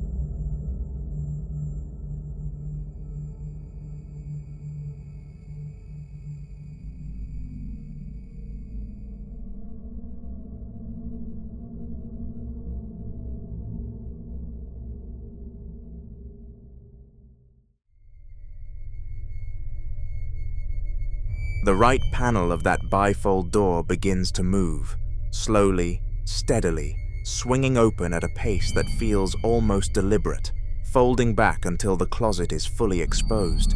No one enters the frame, there's no rush of air, no person, no visible string or mechanism. If you watch the door's movement carefully, you'll notice it doesn't jerk or stutter the way a draft might cause. It moves with a kind of even, unhurried intention that's harder to dismiss. Some viewers familiar with residual haunting theory think older homes can develop patterns of repeated activity tied to whatever energy accumulated there over decades. But you be the judge.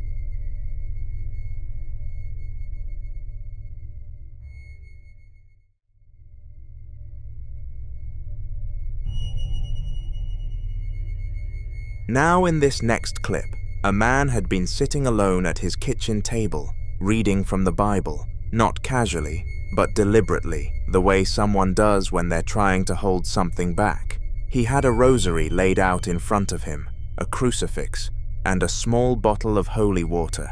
He says he picks up regularly from his local Catholic church. He mentions to the camera that he isn't feeling well, and before he starts reading, he anoints his forehead with the holy water and makes the sign of the cross.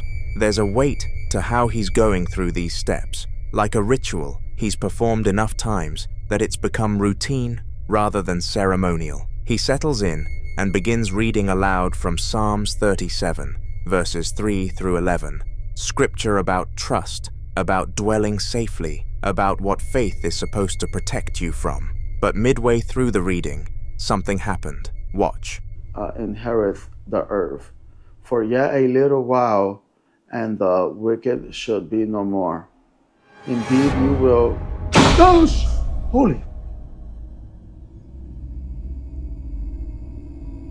Bro.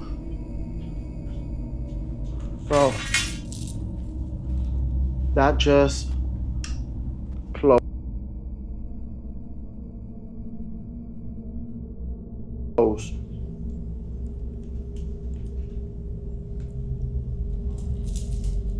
In the name of the Father, Son, and the Holy Spirit,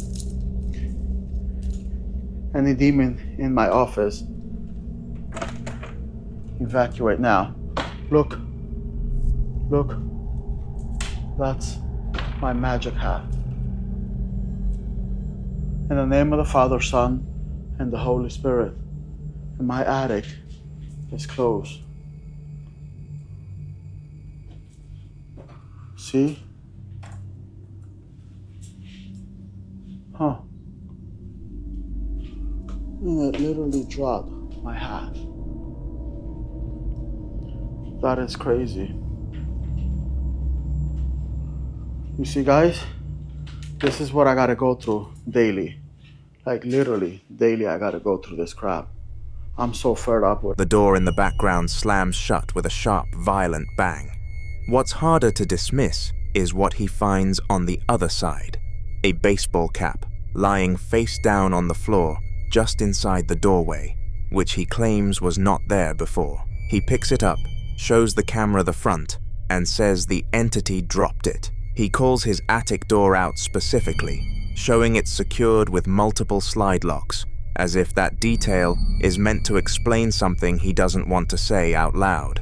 He ends the clip looking straight into the camera, exhausted, and says this is what he goes through daily. For those familiar with spiritual warfare theology, a violent physical reaction during scripture reading is considered significant. It's interpreted not as random haunting activity, but as direct interference, a presence responding to being named. So what was in that room with him? The following video was recorded by a family stepping into their new house for the very first time. The father is holding the camera, slowly documenting their first walk through the home as the rest of the family heads inside ahead of him.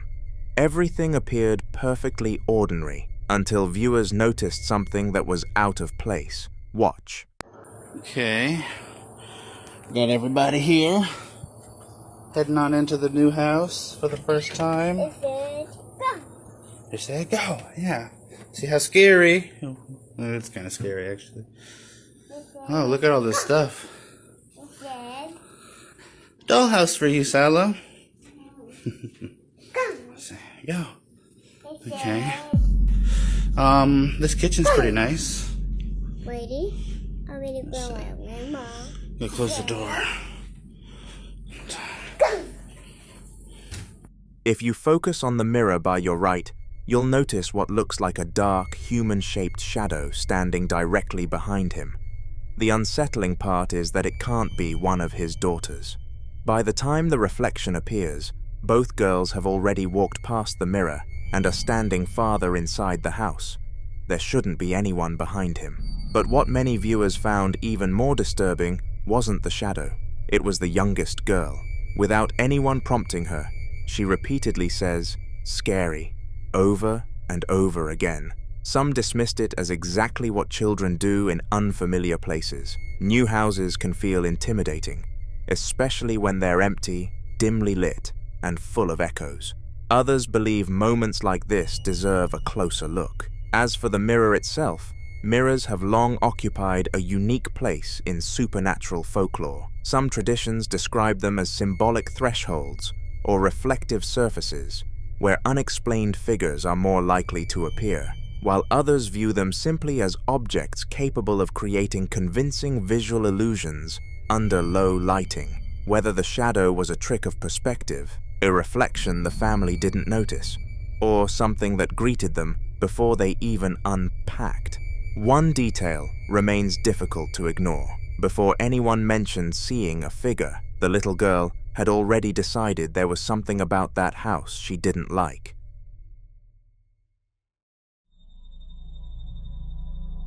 The following video was recorded by a man living in what can only be described as a house full of unsettling objects. Mannequins in the hallway, antique dolls, vintage horror movie posters, and at the center of it all, a Victorian dollhouse sitting in his sister's room that he says he genuinely cannot bring himself to look at for too long. He walks through the space at night, narrating as he goes, and you can hear in his voice that this isn't performance, it's discomfort. He's been hearing tapping sounds late at night, specifically when he passes that room on the way to the bathroom, and according to him, the sound stops the moment he enters, except for one night about 3 nights prior, when it kept going. He walked in, tried to find the source, and traced it directly to the dollhouse itself. Watch. Okay, so the other thing that really creeps me out, that I do not like, but I will show you guys, is in my sister's old room, or I guess still room.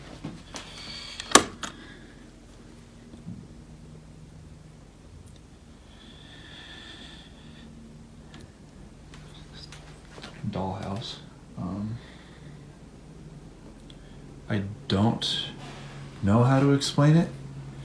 The only thing I can say that has happened with it is sometimes when I walk by, or like I go, the bathroom's back there, and I walk through and I hear like tapping coming from this room.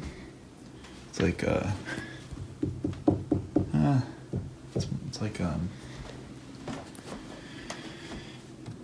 yeah, it's like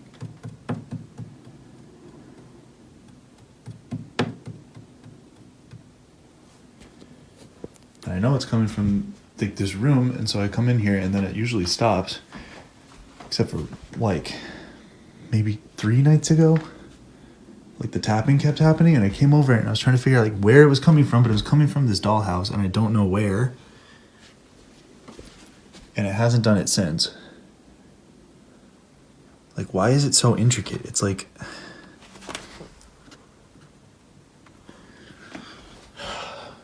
I don't know.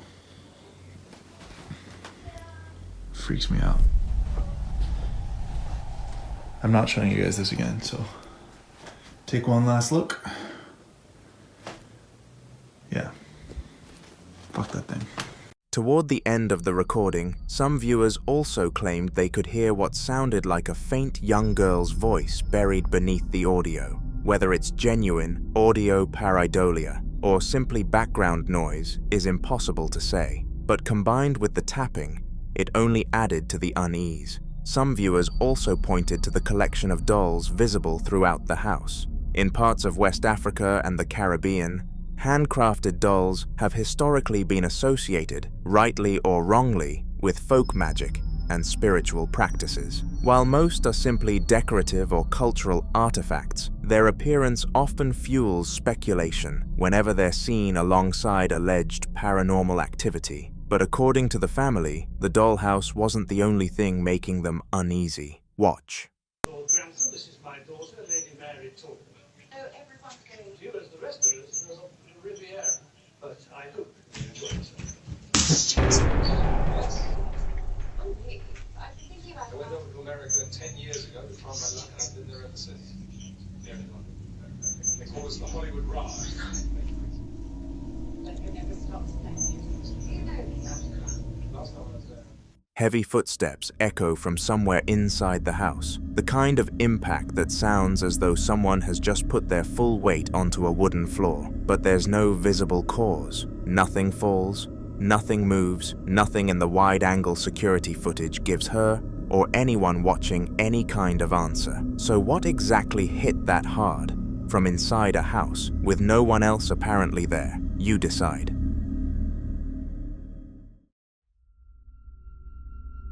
Now in this next clip, a man who works at what appears to be an industrial facility decided to stay late one night, not because he had to, but because something about the place kept pulling him back. He'd already noticed things before this recording. His radio had been jumping with static, which he says is usually a sign that something is close, and the temperature in the break room had dropped noticeably enough to stop him in his tracks. He's wearing work gloves, holding his camera, and his voice is raspy and low as he moves through a long fluorescent-lit hallway and into one of the facility's break rooms, a cluttered industrial space with metal lockers, stainless steel countertops, and trash bags piled against the walls. He admits out loud that he's nervous. He can feel something in there with him, and then he notices his Apple Watch. Whoa. Shit. Just saw my Apple move. Just saw him move. Oh.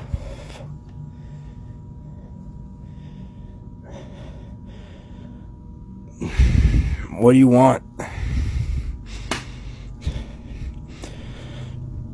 Who are you?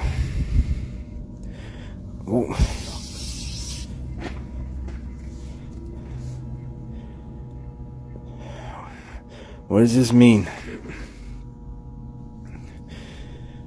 What do you want?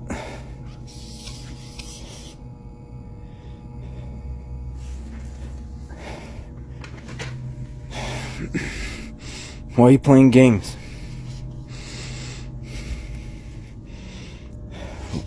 Why did you attack me the other day? What do you want? First the apple, then the cup begins moving by itself, while he continues trying to communicate with whatever he believes is around him. To paranormal investigators, this sequence is particularly intriguing because the movement appears to follow direct interaction. In many alleged haunting cases, investigators believe that attempting communication can sometimes trigger a response, especially if the reported activity is associated with an intelligent haunting rather than a residual one. Objects moving shortly after questions are asked are often interpreted as attempts at non-verbal communication, with some researchers suggesting that small, lightweight items are easier for an alleged entity to manipulate than larger objects. Another detail, often mentioned in paranormal circles, is the combination of experiences leading up to the movements. Sudden cold spots, unexplained radio interference, and an overwhelming feeling of being watched are among the most commonly reported claims preceding alleged physical manifestations, although none have been scientifically shown to indicate paranormal activity. But viewers who believe something unusual happened focus on one thing. The apple moves, he starts talking, then the cup moves too. Whether that was a coincidence or something responding to the conversation is exactly what keeps this clip open to debate.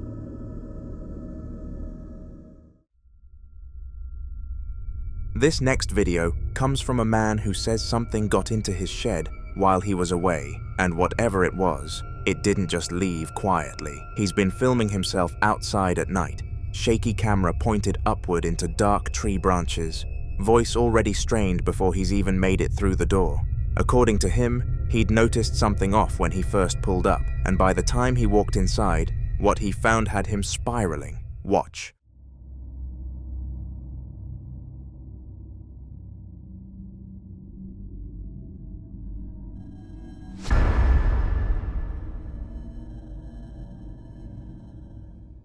The CCTV footage shows the shed door closed. Then, across a 5-second gap in the recording, it's sitting open by several inches with nothing on camera to explain it. No figure, no gust, no visible contact. And when he finally walks in and turns the light on, the shed is ransacked. Tools, clothing, and a power sander thrown into disorder. But what frightened him most wasn't the mess. It was what happened when he went back inside for a closer look. Watch.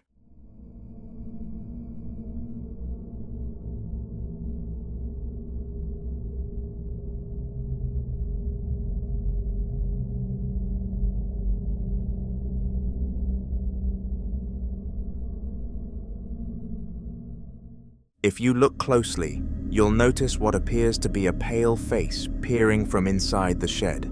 Some viewers dismissed it as pareidolia, the brain's tendency to see faces in random shapes, especially in dark, cluttered environments.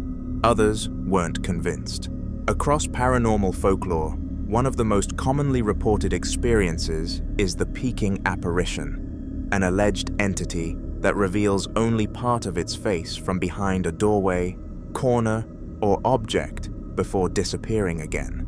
Paranormal researchers often describe these brief appearances as observational behavior, claiming the figure seems more interested in watching than interacting directly. Whether that's what this camera captured, or whether the face is nothing more than shadow and coincidence.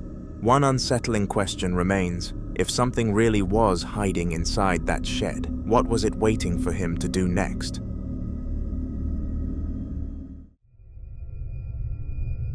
This next video was recorded by a man filming from what appears to be his backyard at night, a dark, scrub-covered hillside stretching out in front of him. And from the very beginning, something on that hillside has already caught his attention. He's been insisting that whatever this is, it's been following him, not just to one location, but everywhere he goes. And standing there in the dark, camera in hand, you can hear in his voice that he's well past the point of brushing it off. Watch. I can't make this shit up. I can't make this shit up, bro. What the I can't make this shit up, bro.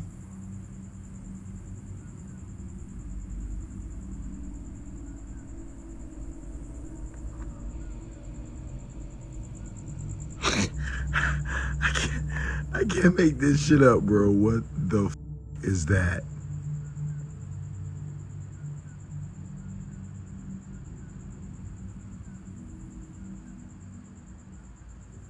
Jesus Christ, no. Jesus Christ, no. What? I can't make this shit up, bro.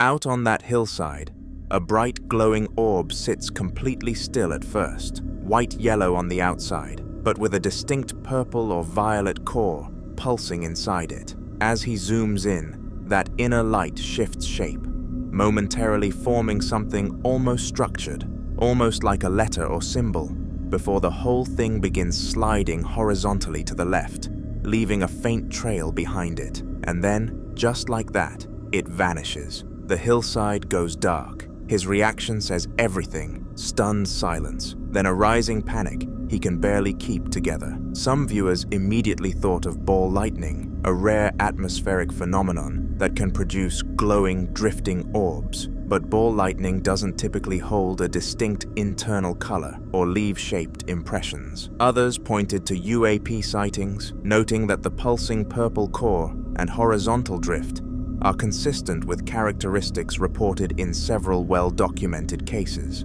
What do you think was on that hillside?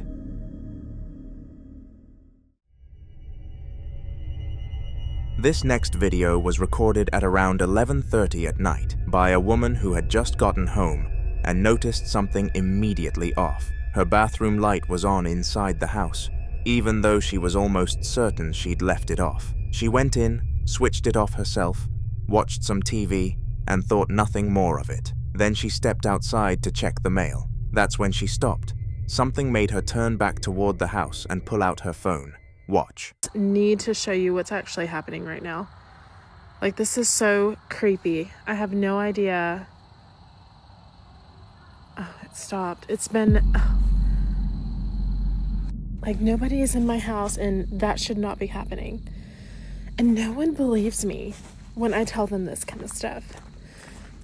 The bathroom window, visible from the driveway, flickers on, then off, then on again, then dark, with no one inside operating the switch. She's standing right there in the driveway, in the pitch black, telling you directly, nobody is home, and that light should not be doing that. But many viewers noticed something even stranger than the light itself.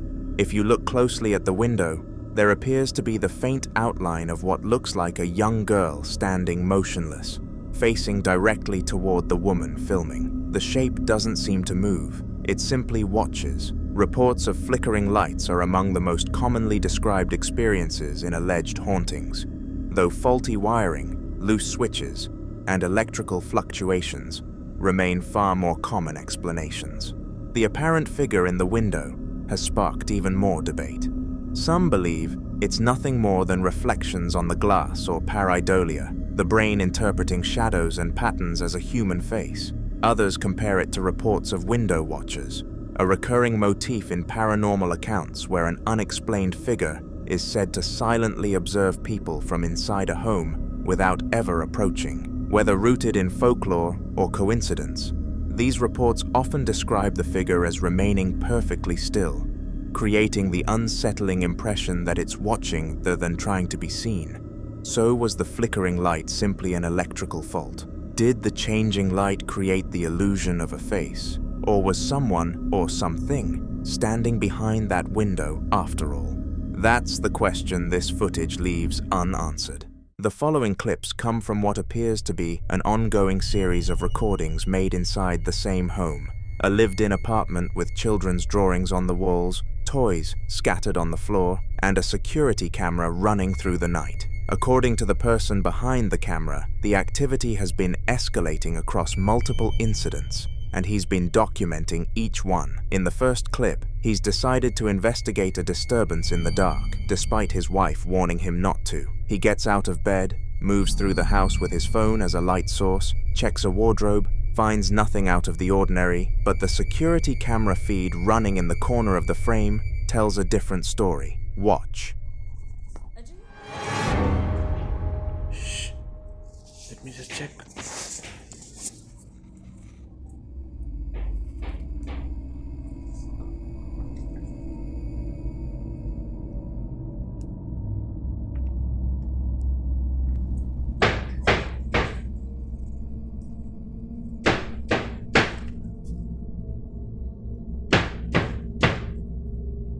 It's coming from the cupboard.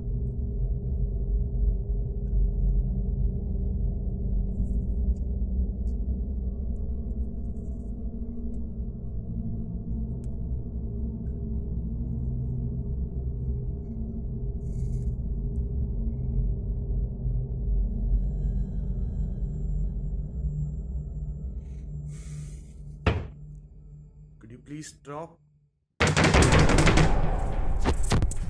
According to the family, the knocking had become so common that they eventually started speaking to whatever was causing it. At one point, the husband reportedly asked it politely to stop. Instead of quieting down, the knocking grew louder and more aggressive, leading some viewers to speculate that whatever was behind the sounds seemed to react to being acknowledged. Another night, the disturbances returned. Once again, he woke up to a strange noise and left bed to investigate, expecting another false alarm. Instead, he got the scare of his life. Watch.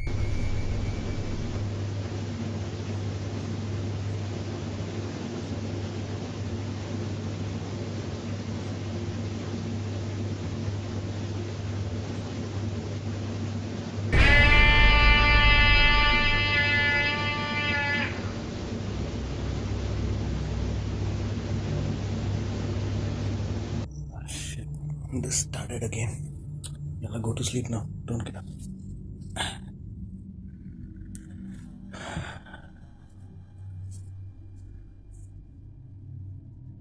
It's almost the same time.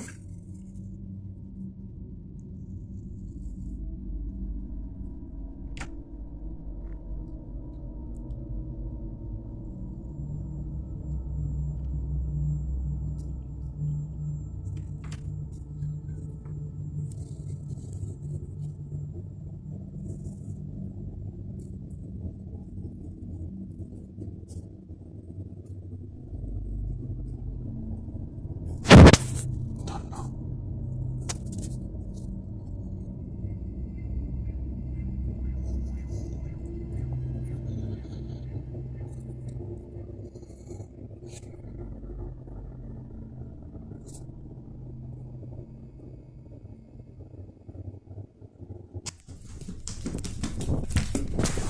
What's harder to shake is the pattern. 2 separate nights, and now they've become so used to it, they even have a name for whatever's been in this house. They call it Jerry. And now the 5-year-old son has started asking about Jerry by name. Listen closely.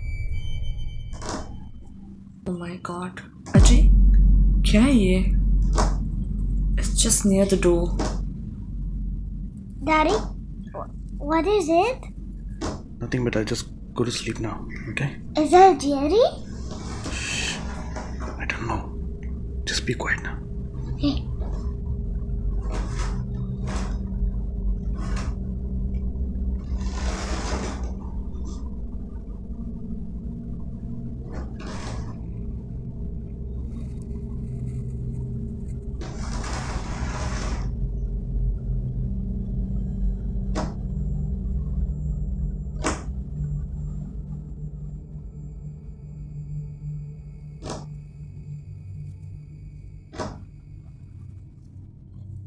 Please, I beg you. मत जा. Don't go. Listen to me. It's okay. Just be quiet.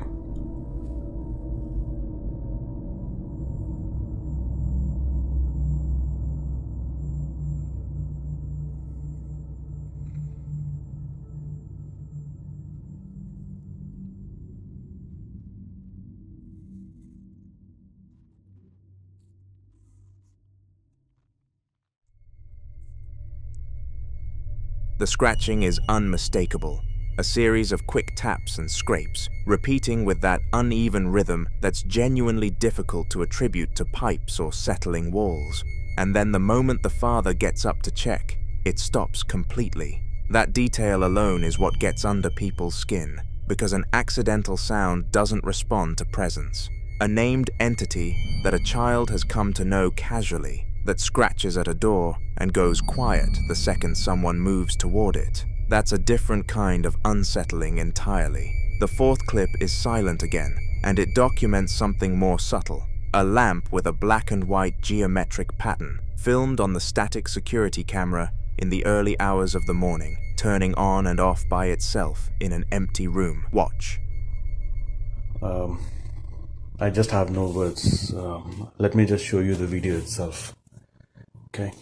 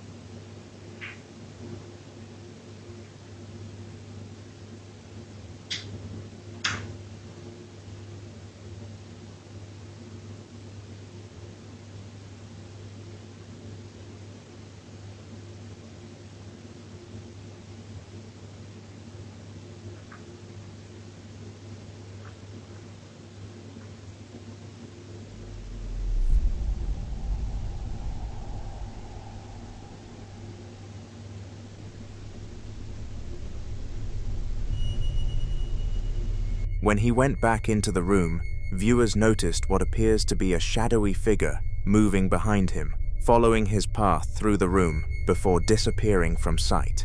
And then comes what may be the most compelling footage of all. The most extensive footage in this set captures what may be the most direct evidence yet.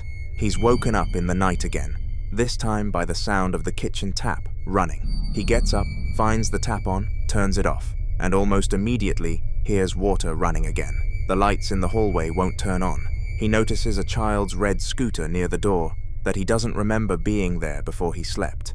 And briefly, along a white wall, a faint wispy anomaly rises upward and disappears. Watch.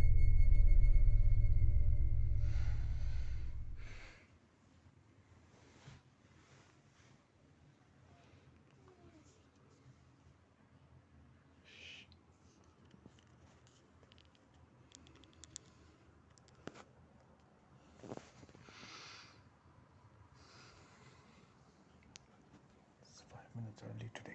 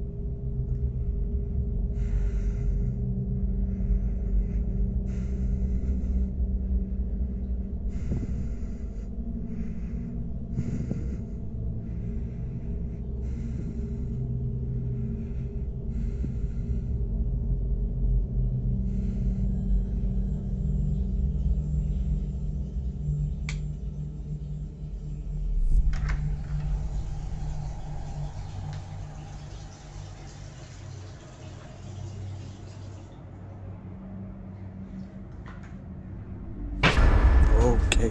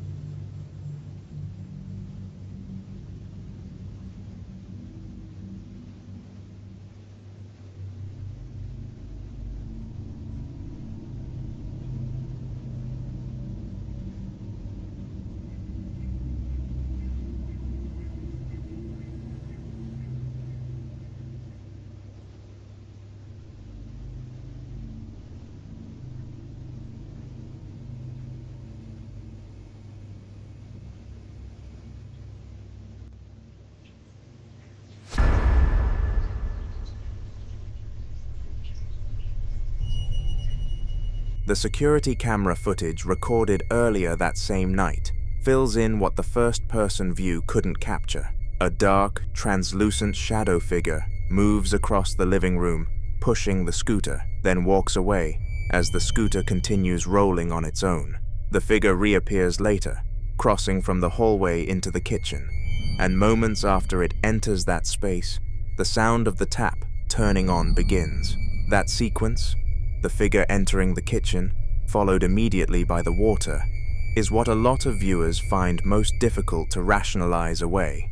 Some believe shadow figures of this kind represent a conscious presence, something with intent rather than residual energy, a distinction that matters because intent implies awareness of the people living there.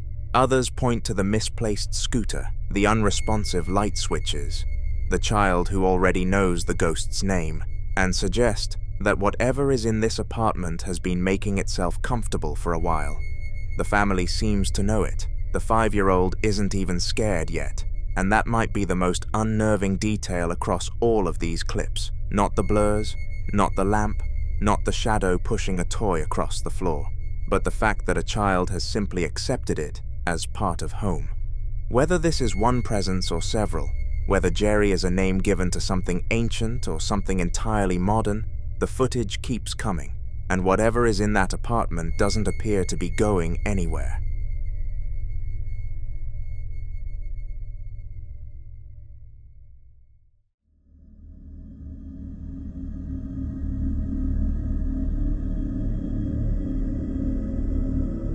The following clips were both recorded inside what appears to be a large warehouse store, the kind of place that feels completely different after hours, when the shelves are still stocked, but every aisle is empty, and the only sound is the hum of the lights overhead. The man filming had been alone, locked inside a small monitoring room, watching security cameras, when he started hearing something he couldn't explain. He describes it in Spanish. something scratching the walls, coming from somewhere nearby. He insists he doesn't want these things to happen, which tells you this isn't the first time something's felt off in this building. Watch closely. Raza, estaba yo aquí monitoreando las cámaras en un cuarto encerrado y se escuchó como si alguien estuviera rascando la pared.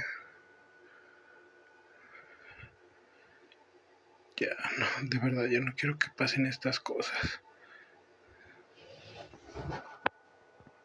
¿Qué fue eso?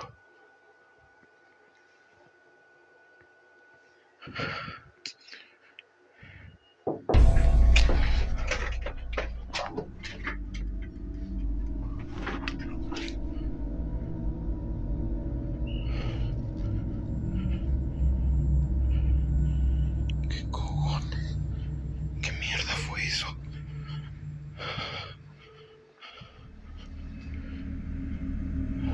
Two sounds hit him in quick succession, a loud, forceful scraping or thudding against the wall, enough to jolt the camera, and then a sharp knock directly on the metal door. He opens it and steps out into the service corridor, then into the main store, clearly shaken, checking the restroom, checking the hallway, and finding nothing, no one. That alone is unsettling. Some viewers think the sounds are consistent with what's sometimes described as poltergeist activity, not a ghost in the traditional sense, but an energy force said to interact physically with its environment, making contact through noise and impact, rather than appearing visually. Skeptics argue it could be pipes, settling metal, or an animal in the walls, but the knock on the door is harder to dismiss, because it's rhythmic, deliberate, and comes from exactly the right height. He still doesn't have an answer when the second incident happens.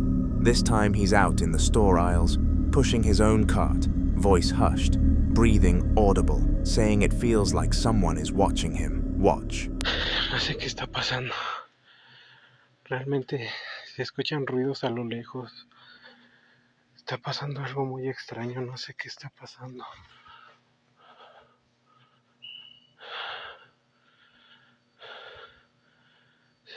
Se siente como si alguien me estuviera observando. No lo sé.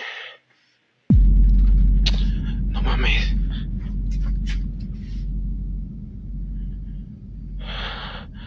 An empty green shopping cart, sitting completely still in the middle of an aisle stocked with bottled beverages, suddenly rolls forward and to the right on its own, quick, a few feet, then stops. He reacts immediately with a loud, genuine exclamation of shock, and the sound of his own cart wheels rolling fast on the concrete tells you he didn't stick around. What makes this harder to explain is that both events happened in the same building, within what seems like the same shift. Scratching and knocking in the locked room, then a cart moving by itself in an empty aisle. Two separate incidents, two separate forms of physical interaction, and no one else in the building. So what exactly is in that store?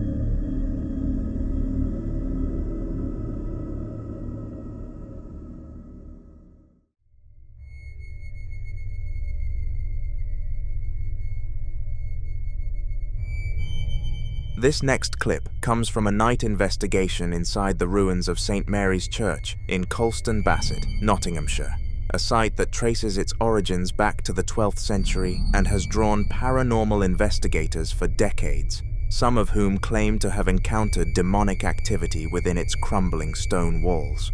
The team is moving through the interior using a handheld camera on night vision, panning slowly across the ancient stonework, when something outside catches the frame. Watch.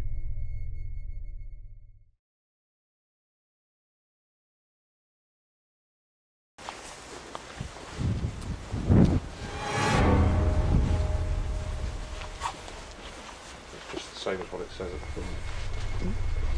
In the right-hand section of a large window opening divided by a central stone pillar, a dark vertical shape appears, moving quickly from right to left, passing behind the pillar and then simply vanishing before it clears the other side. The team insists all members were accounted for at the time. Some viewers think it's residual energy, the kind of repeating imprint that old religious sites are said to hold. Others believe it's something more aware, something that knew the camera was pointed at that window. Either way, it doesn't wait around to be identified. What exactly passed through that window frame?